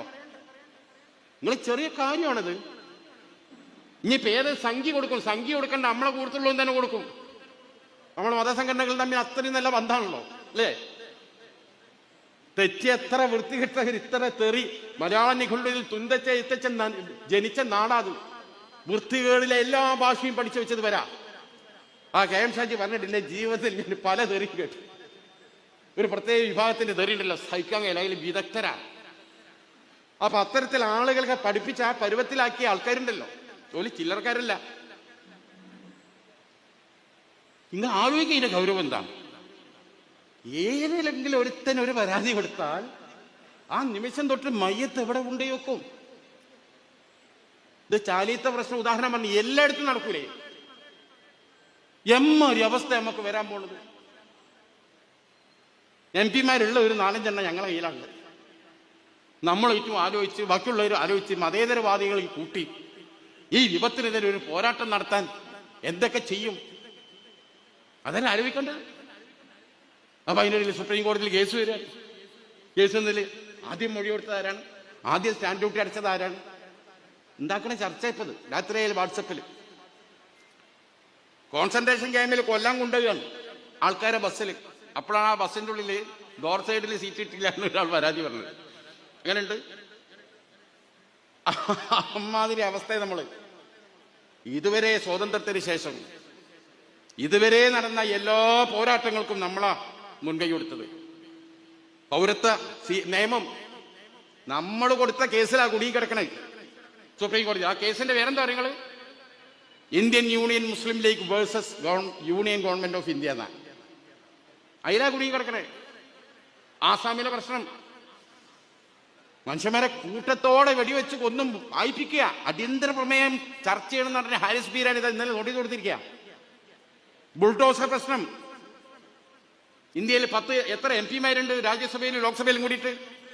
മുസ്ലിം ലീഗ് MP മാരാണ്. UP ബുൾഡോസർത്ത് നിരത്തനാണ് അവിടെ ലീഗാ. ലീഗ് ചേരാത്ത മുസ്ലിങ്ങളാ. എന്നിട്ടും അവർക്ക് വേണ്ടി അടിയന്തര പ്രമേയം വഴി ചർച്ച ചെയ്യാനുള്ള നോട്ടീസ് കൊടുത്തത് അതും ലീഗാ. എല്ലാ വിഷയങ്ങൾക്കും ലീഡർഷിപ്പ് കൊടുക്കുന്ന ലീഗാ. ആ ലീഗിനെ ദുർബലപ്പെടുത്താൻ വേണ്ടി ഈ സമുദായത്തിന്റെ അകത്ത് നിന്ന് ആളെ ഇറക്കി വിടുക, ഇതര സമുദായത്തിലെ ആളുകളെ നാവ് വാടകയ്ക്ക് എടുക്കുക, അല്ലേ? അതല്ല ഇവിടെ നടക്കുന്നത്. ഇനി എന്തൊക്കെ പറയും, എന്തും പറയൂവര്. ഈ പറയുന്ന ആളുകളെ പിന്നാലെ വന്ന് അവരെന്ത് ചെയ്യാണ്? ഇപ്പോ ഒരു പാലാ ബിഷപ്പ് പറഞ്ഞു നർക്കോട്ടിക് ജിഹാദ് നടക്കുന്നതാണ്. എന്താ ഇതിന് കാരണം? ഉദാഹരണം എന്താ? അത്തോളി പ്രദേശത്തുള്ള മുസ്ലിം പേരുകാരായ 2 പേർ, ആ 2 പേർ മുസ്ലിം തന്നെയായ കൊല്ലത്തെ ഒരു സ്ത്രീയെ കൊല്ലത്ത് നിന്ന് തട്ടിയെടുത്ത് കൊണ്ടുപോയി, മയക്കുമരുന്ന് കൊടുത്തു, ബലാത്സംഗം ചെയ്തു. ഇതാണ് നർക്കോട്ടിക് ജിഹാദ്. ആരായ 2 മുസ്ലിം പേരുകാർ? അവരെ ഫേസ്ബുക്കിന്റെ പ്രൊഫൈലിൽ ഞാനൊന്ന് കയറി നോക്കിയെന്ന്, 2 എക്സ് മുസ്ലിംസാണ്. മനസ്സിലായോ? ആര്? Ex Muslims. ഇസ്ലാം വിട്ടവർ നടത്തിയ എല്ലാ തോന്നിയാസവും ജിഹാദായിട്ട് ഓല് ജിഹാദായിട്ടുള്ള ബന്ധം അവസാനിപ്പിച്ച് പോയരാ. ഈ ജനം ടി വി ഇടയ്ക്ക് ചർച്ചയ്ക്ക് വിളിക്കും. ചിലത് പോയി പൊളിച്ചു കൊടുക്കേണ്ടതുണ്ട്, അതിനൊക്കെ ഞാൻ പോയിട്ടുണ്ട്. നമ്മളെ സാക്കിറിനായിട്ടുള്ളിൽ ഇടയ്ക്ക് കാണാം. ഇവര് അത് പറയാൻ കാരണം എന്താ വെച്ചാല് ഇവരെന്നെ വിളിച്ച്, അപ്പൊ ഞാൻ എന്തെങ്കിലും ഒരു കാരണം പറഞ്ഞാൽ വയ്യ, നേരിട്ട് നമ്മളില്ല എന്ന് പറഞ്ഞാൽ മോശമല്ലേ? അല്ല, അന്ന് ചർച്ച സാറൊന്ന് വരും. ആരൊക്കെ ഉണ്ട്? അപ്പോൾ ആളെ പേര് പറയും. മറ്റേ സ്ഥിരം ഇരിക്കുന്ന കുറേ സംഖ്യകളുണ്ട്, ഗുരുമൂർത്തി, അത് ഇത് എന്നൊക്കെ പറഞ്ഞ് ഒരുപാട് സാധനങ്ങളുണ്ട്. അല്ല, ഒന്നും വലിയ വിഷയമുള്ള കേസല്ല. ആരിഫ് ഹുസൈൻ ഉണ്ടായിരുന്നു. ഞാൻ ചോദിച്ചത് ആരാന്ന് വെച്ചാൽ എക്സ് മുസ്ലിമാണെന്ന്. എന്നാൽ ഒരു എക്സ് ഹിന്ദുവിനെയും കൊണ്ടുവരുത്ത്, ഒരു എക്സ് ക്രിസ്ത്യാനിയും കിട്ടി, മറ്റൊരു എക്സ് ജൂതനെയും നോക്കും, ഇങ്ങോട്ട് ഞാൻ വരാറില്ല. ഞാനതും പറഞ്ഞിട്ട് ഞാൻ ഇവർ കൊണ്ടുവന്ന സാധനങ്ങളപ്പോഴൊക്കെ ആലോചിക്കുക. കുറെ എക്സ്, എന്ത് എക്സ്? ഇങ്ങനെ കുറെ സാധനങ്ങൾ കൊണ്ടുവന്നിട്ട് ഇതിൽപ്പെട്ട എക്സാണ് അത്തോളിയിലെ ആ സാധനങ്ങൾ. ഇസ്ലാം വിട്ടവർ അവരെ ഫേസ്ബുക്ക് നോക്കിയാണ്. ഇസ്ലാം വിട്ടുപോയ മനുഷ്യൻ ചെയ്ത പരിപാടിക്ക് അതും മുസ്ലിം സ്ത്രീയാണ്, അതിൽ കൺവെർഷൻ ഒന്നും നടന്നിട്ടുമില്ല. അത് വെച്ചിട്ട് ഞാൻ നർക്കോട്ട് ചെയ്യാന്ന് പറഞ്ഞപ്പോ അയാളെ പോയിട്ട് ഈ വാസവൻ നടക്കുക. എന്നിട്ടോ അദ്ദേഹം പണ്ഡിതനാണ്, കൊട്ട റിവാർഡാണ്, പണ്ഡിതനായ മനുഷ്യനാണ്. ആരാ? മുഖ്യമന്ത്രിക്ക് വേണ്ടിയാണ് വരണം. മുഖ്യമന്ത്രി ചോദിക്കാതെ വാസനാണെങ്കിൽ മൂത്രം ഒഴിക്കാൻ പോലെ ആള്. ഇപ്പൊ ദേ മരത്തിന് എന്താ പൊന്തിച്ചു പറയാ? നിലപാട് പറയാൻ ആർജവം കാണിക്കുന്നവനാണ്, ആരെയും ഭയക്കാത്തവനാണ്. അതെന്നെയാണ് IBയുടെയും ബാബു MLAയും പറഞ്ഞതായി എന്നോട് അവതാരകർ ചോദിച്ചു. പോലും പറഞ്ഞതാണ് നിലപാട് പറയാൻ ആർജവമുള്ള. ഞാൻ പറഞ്ഞ അയാൾ പറയുന്നത് നിലപാടാ? അയാൾ തെമ്മാടിത്തല്ലേ വിളിച്ചു പറഞ്ഞു. ഈ തെമ്മാടിത്തെ വിളിച്ചു പറയുന്നത് ആർജവാന്ന് പറയുകയാണെങ്കിൽ ഈ ബാബുവും ഹൈഡറും ചെയ്തത് തെറ്റാ. ഒരു മതനിരപേക്ഷ പാർട്ടിയിൽ നിന്നുകൊണ്ട് അങ്ങനെ പറയാൻ പാടില്ല. നിങ്ങൾക്ക് എന്താ മതനിരപേക്ഷ സമൂഹത്തിന് വോട്ട് വേണ്ടതെന്ന് വെച്ചാൽ കോൺഗ്രസ് അംഗീകരിച്ചിട്ട് തോന്നിയാസം ചെയ്താൽ ഉണ്ടാക്കാൻ പറ്റുമോ? ഇതിനൊന്നല്ലല്ലോ. ഇവിടെ ഈ വെള്ളാപ്പള്ളിക്ക് എത്ര വോട്ടുണ്ട് പറയട്ടെ? ഇവർ ആരൊക്കെ തോൽപ്പിക്കാൻ ശ്രമിച്ചത് കയ്യും കണക്കുണ്ടോ? ഇവർക്കൊന്നും ഒരു പുണ്ണാക്കും വോട്ടുമില്ല. ഈ IBക്കും ബാബുവിനൊക്കെ കിട്ടിയ വോട്ട് മതനിരപേക്ഷ സമൂഹത്തിന്റെ വോട്ടാ. ആ മതനിരപേക്ഷ സമൂഹം ഒന്നടങ്കം വെറുക്കുന്ന വ്യക്തിയാണ് ഈ വർഗീയവാദി വെള്ളാപ്പള്ളി. അത് നിങ്ങൾ മനസ്സിലാക്കണം. ആ വെള്ളാപ്പള്ളിയൊക്കെ താങ്ങാൻ പോയാലുണ്ടല്ലോ അത് അപകടം ചെയ്യും, മനസ്സിലാക്കണം. എന്നിട്ട് അയാളെ പ്രസംഗം മറ്റൊന്നും കൂടി ഉണ്ട്. എന്താ പറയണത്? ഇതാ, ഈ ഈഴവനെ SNDPക്കാരൻ ആരും പരിഗണിക്കുന്നില്ല. കോർപ്പറേഷനിലെ തെരഞ്ഞെടുപ്പ് എടുക്കുമ്പോൾ മുനിസിപ്പാലിറ്റിയിൽ ഇടിച്ചു കയറണം. SNDPക്കാരൻ സ്ഥാനാർത്ഥിയായിട്ട് നിന്നിട്ടുണ്ടല്ലോ. അടൂർ പ്രകാശ് ആരാ? SN ട്രസ്റ്റ് ബോർഡിന്റെ ബോർഡ് ഓഫ് ഡയറക്ടറാണ്. ആരാണ് അടൂർ പ്രകാശ്? ആരാ മകന? അഡ്വക്കേറ്റ് കുഞ്ഞിരാമന്റെ മോനാ. ആരാ അഡ്വക്കേറ്റ് കുഞ്ഞിരാമൻ? അഡ്വക്കേറ്റ് കുഞ്ഞിരാമൻ എന്ന് പറഞ്ഞാൽ ശ്രീനാരായണ ഗുരു SNDPന്റെ പ്രസിഡന്റ് ആകുമ്പോൾ വൈസ് പ്രസിഡന്റാ. അപ്പൊ സ്ഥാപക വൈസ് പ്രസിഡന്റിന്റെ മകനും SN ട്രസ്റ്റ് ബോർഡ് മെമ്പറുമായ അടൂർ പ്രകാശിനെ തോൽപ്പിക്കാൻ പരസ്യമായി ഇറങ്ങിയ വിദ്വാനത്. ഇങ്ങോട്ടാ പറഞ്ഞ SNDPക്കാരും സീറ്റ് കൊടുക്കില്ല, കൊടുത്ത സീറ്റിലൊക്കെ തോൽപ്പിക്കാൻ നടക്കുന്ന ഇയാളാ. അങ്ങനെ ആളുകളൊന്നും ഞങ്ങൾക്ക് നേരെ പറയാം. കാന്തപുരം കുന്തം തീർന്നാലും എനിക്ക് പ്രശ്നമില്ല, ഇതിന് പറയാം. ഞാൻ ചോദിച്ചു, 30 കൊല്ലക്കാലം ഇതിന്റെ സെക്രട്ടറി നടന്നിട്ട് എന്താ നിങ്ങൾ ഈഴവർക്ക് ഉണ്ടാക്കിയത് ചോദിച്ചു. നിങ്ങളെ സ്ഥാപനങ്ങൾ R ശങ്കറിന്റെ കാലത്തുണ്ടാക്കിയ കെട്ടിടം അങ്ങനെ തന്നെ നിൽക്കുക, എപ്പോഴത് പൊളിഞ്ഞു വീഴുക എന്നുള്ള അറിയില്ല. ഒരു പുതിയ ബ്ലോക്ക് ഇതുവരെ ഉണ്ടാക്കിയിട്ടില്ല. ചില്ലറ വാങ്ങിക്കൊണ്ട് ആളെ വെച്ച് പോകുക എന്നല്ല, വേറെ ഒന്നും നടക്കണില്ല. ഒരു പുതിയ കോഴ്സും ഇല്ല. മാത്രമല്ല ഈ സർക്കാർ ഇത് ദാനമായി വാങ്ങിയ സ്ഥലത്ത് വെച്ച ഈ പള്ളിപ്പൊളി കെട്ടിടം ഉണ്ടല്ലോ, ഈ കെട്ടിടം മൊത്തം പണയം വെച്ചിട്ട് ബാങ്കിൽ നിന്ന് ലോൺ എടുത്തിട്ട് മൈക്രോ ഫിനാൻസ് തുടങ്ങി. ഒരുപാട് ഏറെ ആ ലോണ് കുടുക്കി. ഇന്ന് 28 സ്ഥാപനങ്ങളും ജപ്തിയിലാണ്. ഏത്? ഈ SNDP-ന്റെ കീഴിലുള്ള വിദ്യാഭ്യാസ സ്ഥാപനം മുഴുവൻ പണം വെച്ചിക്ക. അത് മുഴുവൻ ജപ്തിയിലാണെന്ന് വിദ്യാസാഗർ പഴയ പ്രസിഡന്റാ പറഞ്ഞത്. ഞാൻ സ്മൃതി ഇറാനി പങ്കെടുത്ത യോഗത്തിൽ ഞാൻ ചോദിച്ചു, ഞാൻ ഒറ്റ ചോദ്യം ചെയ്യട്ടെ, SNDP യൂണിയന്റെ പ്രസിഡന്റ് ആരാന്ന് വെച്ചു. ആർക്കെങ്കിലും വെച്ച് ഇതിൽ ആർക്കും പറയാൻ പറ്റും വെച്ചു. എല്ലാവരും മേലോട്ടേക്ക് അറിയില്ല. ഡോക്ടർ സോമൻ MBBS, ഒരു സാധാരണ MBBS ആയിരുന്നാണ്. വെള്ളാപ്പള്ളി വരെ അവിടെയൊക്കെ ഞാൻ ഇപ്പോൾ വരാറിനെ വൈകുന്നേരം വരെ അവിടെക്കും. എന്താ മനുഷ്യനറിയില്ല. എന്നിട്ട് ഇങ്ങനെ പറയുക, ഞമ്മക്ക് വെള്ളാപ്പള്ളിയോടല്ല പ്രശ്നം, വെള്ളാപ്പള്ളി ഇറക്കി വിട്ട് ഈ നിമിഷം വരെ മുഖ്യമന്ത്രി അഭിനയിച്ചില്ലല്ലോ. എന്നൊരു പാർട്ടി സെക്രട്ടേറിയറ്റിൽ നിന്ന് ഒരു തലിം വല്ലാത്ത പ്രശ്നം, ആളെ പേരൊന്നും പറഞ്ഞില്ല, ആരും സംശയിക്കാൻ. അപ്പൊ ഗോവിന്ദ മാഷോട് ആരോ ഫോൺ എടുത്ത് ചോദിച്ചത്രേ, അല്ല വെള്ളാപ്പള്ളിന്റെ പരിപാടിക്കെതിരെയല്ലേ നിങ്ങൾ സമരം? അതെ, വ്യക്തികളെ പേര് ഞങ്ങൾ പറയാറില്ല. ഉദാഹരണമായി നരേന്ദ്രമോദിയുടെ പേര് ഞങ്ങൾ പറയാറില്ലല്ലോ. കേന്ദ്ര സർക്കാർ എന്തേ പറയുന്നത് പരാമർശിക്കാറില്ല, അത് ഞങ്ങളോട് ലൈരം എന്നാ പറഞ്ഞത്. അപ്പൊ ഏതായാലും ഈ RSS, police, Pinarayi, Marxist, fascist, ഇതൊക്കെ ഗ്രൂപ്പ് ഓഫ് ചോയ്സസ്, ഇതൊക്കെ ഒരു ടീമാണ്. അതിവിശദമായ ഒരു ലഘുലേഖ കാര്യങ്ങൾ ഈ സമ്മേളനം സംബന്ധിച്ച് ഇവിടെ തയ്യാറാക്കുന്നുണ്ട്. ആ ലഘുലേഖയ്ക്കുള്ള എല്ലാ കണ്ടന്റും നമ്മളിവിടെ കൊടുക്കുന്നുണ്ട്. വായിക്കാൻ പോകുന്ന സാധനം ആയതുകൊണ്ട് ഞാനതിൻ്റെ ഓരോരോ സംഭവങ്ങളും പ്രത്യേകമായി എടുത്തു പറയുന്നില്ല. ഈ പ്രമേയം അതിഗൗരവമായി ചർച്ച ചെയ്യപ്പെടേണ്ടതാണ്, എല്ലാ വീടുകളിലും എത്തിക്കേണ്ടതാണ്. മുസ്ലിം ലീഗിന് അതിൻ്റെ ടൈമാക്കും. ലീഗ് അല്ലാതെ വേറൊരു വഴി നമ്മളെ മുമ്പിലില്ല എന്ന് സമുദായത്തിന് മൊത്തം മനസ്സിലാക്കിയൊരു സമയമാണ്. ഒരു കൂട്ടുകെട്ടും മുന്നണിയും കോൺഗ്രസും ആരും വേണ്ട, ഒറ്റയ്ക്ക് പോയി ഞങ്ങൾ എന്താക്കും, സമുദായത്തെ രക്ഷിച്ച് കളഞ്ഞു.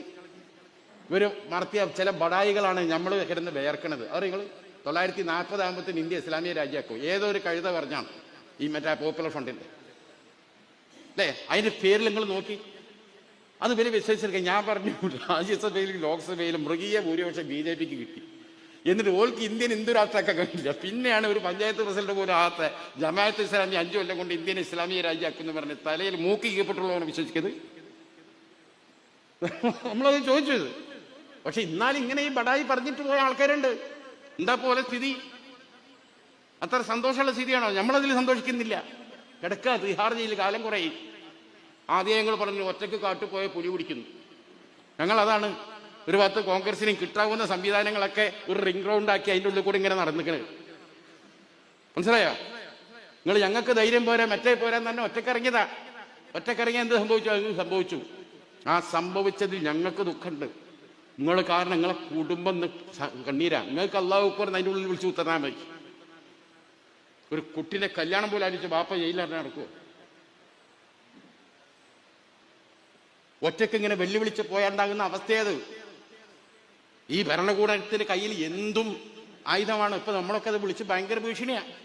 ഞാൻ പറഞ്ഞു എലത്തൂർ സംഭവം നമ്മൾ ഇന്ന് വരട്ടി പിടിച്ചകത്തോടും മതിന് കടന്നേരിയാവും. ഒരു MDI വരും, തൂക്കിയെടുത്താൽ പിന്നെ പുറലോകമുള്ള പോലീസിനോടാ കളി. നോക്കടാ നമ്മളോടെ ദിവസം ഇത് കേട്ടുകൊണ്ടിരിക്കുക. നിങ്ങളെ വിചാരം ഉണ്ടാവും ഇത് നല്ലൊരു സുഖമുള്ള പരിപാടിയാണ്, ഇത് TV പോയി ഇരിക്കുന്നത് അല്ലേ, നല്ല തുണിയും കുപ്പായൊക്കെ ഇട്ട് ഇങ്ങനെ ഉത്തരവ് ഭയങ്കര രസമാവും. നമുക്ക് 4-5 ആൾക്കാരുടെ മുമ്പിൽ വിചാരണയ്ക്ക് കിടന്നു കൊടുക്കുക. എപ്പോഴും അടി കിട്ടാന്ന് പറയാൻ പറ്റില്ല. എന്തെങ്കിലും ഒരു ദിവസം ഉത്തരം മുട്ടുന്ന ദിവസം ഉണ്ടാവും. അന്ന് നമ്മളെ കഥ കഴിയും ചെയ്യും. അത് നിങ്ങൾ തന്നെ പറയും ഈ നായിൻ്റെ മോനാണ് അവിടേക്ക് വിട്ടത് അല്ലേ, ചോദിക്കും നിങ്ങൾ. കാരണം ഈ സമുദായം തെറ്റിയാൽ എന്താണെന്ന് നമ്മൾ നേരത്തെ കാണുന്നുണ്ട്. ഇവിടെ നടക്കുന്ന ചർച്ച. അതുകൊണ്ട് പലരും പ്രസംഗിച്ച് നടക്കില്ല. അവിടെ പേര് ആരും ഇടപെടില്ലല്ലോ. അത്രയും മണിക്കൂർ പ്രസംഗിച്ച് പോകാം. ഇതൊരു മുൾമുനയിലാണ്. നമ്മൾ പോണ സമുദായത്തിന് വേണ്ടിയാണ്. അള്ളാന്റെ അടുത്ത് നിന്ന് പ്രതിഫലം കിട്ടും സത്യം വിളിച്ചു പറഞ്ഞാൽ എന്ന നിലക്ക് തന്നെ പോകണം. ഒരു ലക്ഷ്യം വേണ്ട. രാത്രി കിടക്കാൻ കഴിയില്ല, പോലീസിന്റെ ഭീഷണിയാണ്. പല നിലക്കുള്ള ഭീഷണിയാണ്. BJP മുണ്ടാൻ പാടില്ല. മുണ്ടിയാൽ ഇന്ത്യ ബാങ്കിൽ ആരെത്തും? ED എത്തും. എത്രയോ തവണ എത്തി. മാനേജർ പറഞ്ഞു നോക്കി, ഈ സാധുവിന്റെ സ്ഥാനം നിങ്ങൾ കണ്ടതല്ലേ. അപ്പോൾ പറഞ്ഞു ഞങ്ങൾക്കറിയാം, ഞങ്ങളിപ്പോൾ എത്ര വട്ടായി ഇവിടുന്ന് പോകണം. പക്ഷെ അവിടുന്ന് ഇങ്ങനെ ആസ്ഥാനത്ത് നിന്ന് വിളിക്കുക. എന്ത് ചെയ്യാൻ? ഈ മനുഷ്യൻ ഫുള്ള് ലോണാന്നുള്ളത് ഞങ്ങൾക്കറിയാം. ഇതിനെ എവിടെ പിടിക്കാനാണ്? ഉള്ള കേൾക്കണങ്ങളേ. അപ്പൊ അതാണ് പലരെയും നിഷ്ഫലമാക്കുകയാണ്. മുണ്ടാൻ പാടില്ല, മുണ്ടേ പേടിപ്പിക്കുകയാണ്. പക്ഷെ ആ പേടിപ്പിക്കൽ കാര്യം തവക്കലത്ത് വരെയുള്ള എന്ന് വിശ്വസിച്ച് ജീവിക്കുന്ന ഒരു വിശ്വാസിയായ മുസൽമാൻ ഇതൊന്നും ഒരു പ്രശ്നമല്ല. മനസ്സിലായോ? അത് എന്നാ വെച്ചാൽ അള്ള നിശ്ചയിക്കുന്ന രീതി നടക്കും. ഞാൻ പറഞ്ഞു വരുന്നത് ഇത് പോരാട്ടം തന്നെയാണ്. പോരാടും എന്തു വേണം? അവിവേകം കാണിക്കരുത്. ഞാൻ എല്ലാവരും ഒറ്റക്കണ്ട് ശരിയാക്കാന്ന് അറിഞ്ഞ് പോകരുത്. നല്ല ചങ്ങാതിമാരെ കൂടെ കൂട്ടണം, ചതിക്കാത്തവരെ കൂടെ കൂട്ടണം, വിശ്വസ്തരെ കൂടെ കിട്ടണം, എന്നിട്ട് ഫൈറ്റ് നടത്തണം. ഇന്ത്യൻ രാഷ്ട്രീയത്തിൽ മുസ്ലിം ലീഗ് അങ്ങനെ ചെയ്യണേ. കൂട്ടാവുന്ന വിശ്വസ്തരെ, നമ്മളെ സ്നേഹിക്കുന്ന, നമ്മൾ ഉൾക്കൊള്ളുന്ന, നമ്മൾ അംഗീകരിക്കുന്ന, നമ്മൾ പറഞ്ഞ ആവശ്യങ്ങൾ കഴിയാവുന്നതൊക്കെ ചെയ്തു തരുന്ന ഒരു നല്ല പാർട്ണർ നമുക്കുണ്ട്. അതിൽ മോശപ്പെട്ട മനുഷ്യന്മാർ പല സ്ഥലത്തും കണ്ടേക്കാം. അവരോട് ചിലക്കാവും പറയും, നമ്മളെ ലൈൻ മാത്രം എടുത്താൽ മതി. അങ്ങനെ വിശാലമായ ഇന്ന് ഒരുപാട് കക്ഷികൾക്കിടയിൽ നമ്മളൊക്കെ ഇന്ത്യ മുന്നണി തന്നെ ചെറിയ സാധനമല്ല. 10-26 കക്ഷികളിൽ ലീഗുണ്ട്. ഞങ്ങൾ മനസ്സിലാക്കണം. ഇന്ത്യ രാജ്യത്തിന്റെ സുപ്രീം കോടതിയിൽ മുസ്ലിം ലീഗിനെ നിരോധിക്കണമെന്ന് പറഞ്ഞ ഹർജി വന്നു. സുപ്രീം കോടതി നമുക്ക് നോട്ടീസായി. 75 കൊല്ലത്തെ നമ്മുടെ പ്രവർത്തന റിപ്പോർട്ട് നമ്മളാണ് കൊടുത്തു. വായിച്ച ബെഞ്ച് പറഞ്ഞെന്താ? സുപ്രീം കോടതി ഇത് നിരോധിക്കേണ്ട പാർട്ടിയല്ല എന്ന് പറഞ്ഞ് ഹർജിയാണ് തള്ളി. ഇന്ത്യയിൽ നിയമനിർമ്മാണം എന്ന് പറഞ്ഞാൽ ഏതാ? ലോക്സഭയിലും രാജ്യസഭയിലാണ് നിയമനിർമ്മാണം നടക്കുക. പിന്നെ നിയമനിർമ്മാണം നടക്കുന്നത് എവിടെയാണ്? സുപ്രീം കോടതിയുടെ ജഡ്ജ്മെന്റുകളാണ് നിയമം. ഇന്ത്യൻ യൂണിയൻ മുസ്ലിം ലീഗ് നിരോധിക്കേണ്ട പാർട്ടിയല്ല എന്നൊരു നിയമം ഇന്ത്യ രാജ്യത്ത് വന്നിരിക്കുന്നു. അതാണ് സുപ്രീം കോടതിയുടെ ജഡ്ജ്മെന്റ്. അത്രമാത്രം ദേശീയ തലത്തിലും അംഗീകാരം കിട്ടിയ ഒരു പ്രസ്ഥാനം എന്ന നിലയ്ക്ക് എന്തെല്ലാം ആരോപണങ്ങൾ പ്രകോപിപ്പിക്കാൻ പല മേഖലയിൽ നിന്ന് വന്നാലും ആ പ്രകോപനത്തിന് വശം വരാതെ വെള്ളാപ്പള്ളി എന്തെങ്കിലും തോന്നിയാസം പറഞ്ഞാൽ വെള്ളാപ്പള്ളിക്ക് പള്ള നിറച്ചും കൊടുക്കുക, അല്ലാതെ ഈഴവ സമുദായത്തിലേക്ക് പോകരുത്. ആരായാലും ഇപ്പൊ BJP ഒക്കെ എന്ത് ചെയ്യും? മുഹമ്മദ് നബീനെ ഭയങ്കര മോശമാക്കി പറയും. സ്ത്രീ ലംബടനാണ്, മറ്റേ ലംബടനാണ്. അന്നേരം നിങ്ങളെ ശ്രീകൃഷ്ണൻ മോശക്കാരനാണെന്ന് ചോദിക്കാൻ പാടുള്ളൂ. അത് പറഞ്ഞിട്ടില്ല പോലെ ആവശ്യം. ശ്രീകൃഷ്ണൻ 1000 കല്യാണം കഴിച്ച ആളല്ലേ, അത്രയൊന്നും മുഹമ്മദ് കഴിച്ചിട്ടില്ലല്ലോ എന്നൊരു മറുപടി ഒരുത്തൻ പറഞ്ഞ എന്താ സ്ഥിതി? ഇപ്പൊ തന്നെ നമ്മളെ ജിഫ്രി തങ്ങളോ കാന്തപുര ഉസ്താദോ ഏതെങ്കിലും ഒരു മഹിളയർ വന്ന് മുസ്ലിം പെണ്ണുങ്ങളോട് പറയും നിങ്ങളെല്ലാവരും കുറച്ച് പ്രൊഡക്ഷൻ കൂട്ടണം, പെറ്റ് കൂട്ടണം എന്ന് പറഞ്ഞാൽ എന്തായിരിക്കും? എല്ലാ ജനാധിപത്യ മഹിളാ അസോസിയേഷനും റോട്ടുമേലുണ്ടാവും അല്ലേ? എല്ലാ തള്ളാരും വന്ന് റോട്ടിൽ ഉരുണ്ട് കളിക്കും. നമുക്കറിയാം. ഈ പ്രാന്തം വെള്ളാപ്പള്ളി പറഞ്ഞുകൊണ്ട് ആർക്കും കുഴപ്പമില്ല. ജനാധിപത്യ അസോസിയേഷനിലൊന്നും ഇല്ല ഒരു ചുറ്റി. നിങ്ങളെന്താ പ്രതിഷേധിക്കാത്തതെന്ന് ചോദിക്കണേ. ഏതെങ്കിലും ഒരാളാ സംഘടനയിലുണ്ടോ? ഒന്നുമില്ല. ഇത് മൊത്തം എന്താണ്? മുസ്ലിം പേടി ഉണ്ടാക്കുക. ചാനലുകാർ എന്താണ്? മുസ്ലിം ലീഗ് ഇത്തവണ സീറ്റ് കൂടുതൽ ചോദിക്കും. കൂടുതൽ സീറ്റുകൾ ചോദിക്കാനും പിടിമുറുക്കാനും മുസ്ലിം ലീഗ് ബ്രേക്കിംഗ് എന്ത് പിണ്ണാക്കാതെ ഞാൻ അവരോട് ചോദിച്ചു. ഇത്തവണ മുസ്ലിം ലീഗിന്റെ 27 സീറ്റ് മത്സരിക്കുന്നു. അതിൽ 17 സീറ്റ് പിടിച്ചെടുക്കാൻ കോൺഗ്രസിൽ വലിയ ശ്രമം എന്ന് പറഞ്ഞ ന്യൂസ് തങ്ങൾ കൊടുക്കാത്ത വെച്ചത്. അങ്ങനെയൊന്നും കൊടുക്ക്. അതല്ല ലീഗ് പോടിപ്പി. ഇത് പേയ്മെന്റ് റിപ്പോർട്ടർ ചാനലിലൊക്കെ കൃത്യമായി പേയ്മെന്റ് ചെയ്ത്. കാരണം അയാളെ വനമുറി കേസ് മറ്റേ അവിടെ കിടക്കുന്നുണ്ട്. എല്ലാവരും ചോട്ടിലും സൈരുദ്ദീൻ പറഞ്ഞ അരി എന്താണ്? കാലെടുക്കാൻ വയ്യ, അതിന്റെ അടിയിൽ എത്രയാണ്? ₹1 പൈസ ഉണ്ട്. അതാണ് അത് ചോട്ടി പിടിച്ചിക്ക. വിളിച്ചിട്ട് വരില്ല. ജയറാം വിളിക്കുക, ഇങ്ങോട്ട് വാതാൻ, എനിക്കിപ്പോൾ വരാൻ കഴിയില്ല. എന്താണ് കാലിലെ ചോട്ടില് ഏതോ ഒരാളെ പൈസ വീണുണ്ട്, അവരോട് ചവിട്ടി വെച്ചാൽ അയാൾ അവിടുന്ന് പോയിട്ട് വേണം എടുക്കാൻ. ഇത് പറഞ്ഞതുപോലെ മുഴുവനും ഇവിടെ കംപ്ലീറ്റ് അത്തരത്തിലുള്ള ഒരു ഡീലിലേക്കാണ് പോകുന്നത്. ഭീതി ഉണ്ടാക്കും. എങ്കിലും സന്ന മഞ്ചേരി സ്ഥാനാർത്ഥി ചെയ്ത് ഏതോടത്തും പ്രഖ്യാപിച്ചു. എന്താ ഞാൻ ചെയ്യാ? പിന്നെ ഒരുപാട് സ്ഥാനാർത്ഥികളെ ലിസ്റ്റിൽ വന്നിട്ടുണ്ട്. മണ്ഡലത്തിന്റെ പേര് മാറിയിട്ടുണ്ട്. പിന്നെ നിരന്തരം നടക്കുകയാണ്. എന്ത് കൺഫ്യൂഷൻ ഉണ്ടാക്കുകയാണ് ലീഗിന്റെ ഉള്ളിൽ. ഇന്നാളെ മാറ്റും, ഇന്നാളെ മാറ്റൂല, ഇന്നാൾക്ക് സീറ്റ് കൊടുക്കും, ഇന്നാൾക്ക് കൊടുക്കൂല. സമസ്ത അങ്ങനെ ആൾക്കാരെ പേര് പറഞ്ഞു ഇന്നാളെ പറ്റൂലെന്ന് സമസ്ത നേരത്തെ പറഞ്ഞു. 27 സീറ്റാണ് ചോദിക്കാൻ പോണത്. 6 മന്ത്രിസ്ഥാനം, 6ാം മന്ത്രിസ്ഥാനത്തെ കുറിച്ച് ആലോചിക്കാൻ ലീഗ് തത്വത്തിൽ തീരുമാനിച്ചു കഴിഞ്ഞത്രേ. മരണം തന്നെ കിട്ടണ്ടേ? ഇവിടെ ഇങ്ങോട്ടല്ലേ ദൂരക്കര് ഒക്കെ ഭീതി. ലീഗ് ഇവിടെ വില്ലനാണ്, ലീഗ് ഇവിടെ വമ്പനാണ്. ലീഗിന്റെ ഒരു ഭരണം വന്നാൽ ലീഗിന്റെ അപ്രമാദിത്താണ് വരിക. അതാണല്ലോ മുമ്പ് പറഞ്ഞത്. അമീറും കുഞ്ഞാലിക്കുട്ടിയും അഫ്സനും നാട് ഭരിക്കാൻ പോകുന്നു. കൊടിയേരി പറഞ്ഞു അതിൻ്റെ അർത്ഥം എന്താ? മുസ്ലിങ്ങൾ നാട് ഭരിക്കാൻ പോവാണ്, നിങ്ങൾ നോക്കിക്കാണോന്നാ ക്രിസ്ത്യാനികളോടും ഹിന്ദുക്കളോടും. സത്യത്തിൽ സംഘപരിവാറും BJP-ക്കാരും വരെ ഇന്നുവരെ പറയാത്തൊരു സാധനമാണ്. എന്നാ ഇത് പറഞ്ഞിട്ടൊന്നും ഈ മാപ്പിള സഖാക്കൾക്ക് ഒരു കുലുക്കില്ല കേട്ടോ. ഇവരമാർ ഇത്ര പൊട്ടന്മാർ വേറെ ഒരു വർഗം ഉണ്ടാവില്ല. ഒച്ചയ്ക്ക് പറയുമ്പോൾ ഒരു കലാപം ഉണ്ടാക്കണ്ട. അങ്ങനെ ഞങ്ങളുടെ സമുദായത്തെക്കുറിച്ച് നിങ്ങൾ പറയരുത്. മുസ്ലിങ്ങൾ നാട് ഭരിക്കാൻ പോവുക എന്ന പ്രതീതി ഉണ്ടാക്കാൻ പാടില്ല എന്നതിൻ്റെ പറയാൻ ചേട്ടി ജലീൽ നാവ് പൊങ്ങോ, അബ്ദുറഹ്മാൻ നാവ് പൊങ്ങോ, വേറെ ആരെങ്കിലും നാവ് പൊങ്ങോ? ഒന്നും പൊങ്ങൂല. അടിമത്താണ് അവിടെ. ഏമ്പാൻ പറഞ്ഞാൽ കേട്ടോളാം. പഴയ ജന്മിന്റെ മാതിരി നിൽക്കുക. മനസ്സിലേക്ക് ഒരു ഏക് ദിൻ കാ സുൽത്താനായി പിണറായി എന്നൊരു ബിംബം അവിടെ നിൽക്കുക. അതിന്റെ കീഴിലെല്ലും. അപ്പൊ ഞാൻ പറഞ്ഞു വരുന്നത്, വലിയ മുസ്ലിം ഭീതി ഉണ്ടാക്കുന്നു. ലീഗ് ഇവിടെ പിടിച്ചടക്കി തമർത്താൻ നോക്കുന്നു. അതുകൊണ്ട് പരമാവധി ലീഗ് അധികാരത്തിലെത്തിയാൽ എന്തോ ഇവിടെ സംഭവിക്കുമെന്ന ഭീതി സൃഷ്ടിച്ച് തെക്കൻ മേഖലയിലും മധ്യ കേരളത്തിലും വമ്പിച്ച രീതിയിൽ ധ്രുവീകരണം ഉണ്ടാക്കാനുള്ള ഒരു ശ്രമം നടക്കുന്ന കാലത്ത് വളരെ ജാഗ്രതയോടെ, വളരെ പക്വതയോടെ രാഷ്ട്രീയം സംസാരിക്കാനും പ്രവർത്തിക്കാനും നമുക്ക് സാധിക്കണം. അതിന് സമ്മേളനങ്ങൾ, വിവിധതരം ചർച്ചകളും വിവിധ സ്ട്രാറ്റജികളും, അടുത്ത തെരഞ്ഞെടുപ്പുകളിൽ അത് പഞ്ചായത്താകട്ടെ നിയമസഭയാകട്ടെ വലിയ പെർഫോമൻസിൽ നമുക്ക് വിജയം നേടിയെടുക്കാൻ, നമ്മളെ സഖ്യകക്ഷിയെ വിജയിപ്പിക്കാൻ എന്ത് ചെയ്യണം എന്നതിൻ്റെ ചിന്തകളും ചർച്ചകളും ഈ സമ്മേളനത്തിൽ നടക്കട്ടെ. സമ്മേളനത്തിന് എല്ലാവിധ വിജയാശംസകളും നേർന്നുകൊണ്ട് ഞാൻ അവസാനിപ്പിക്കുന്നു.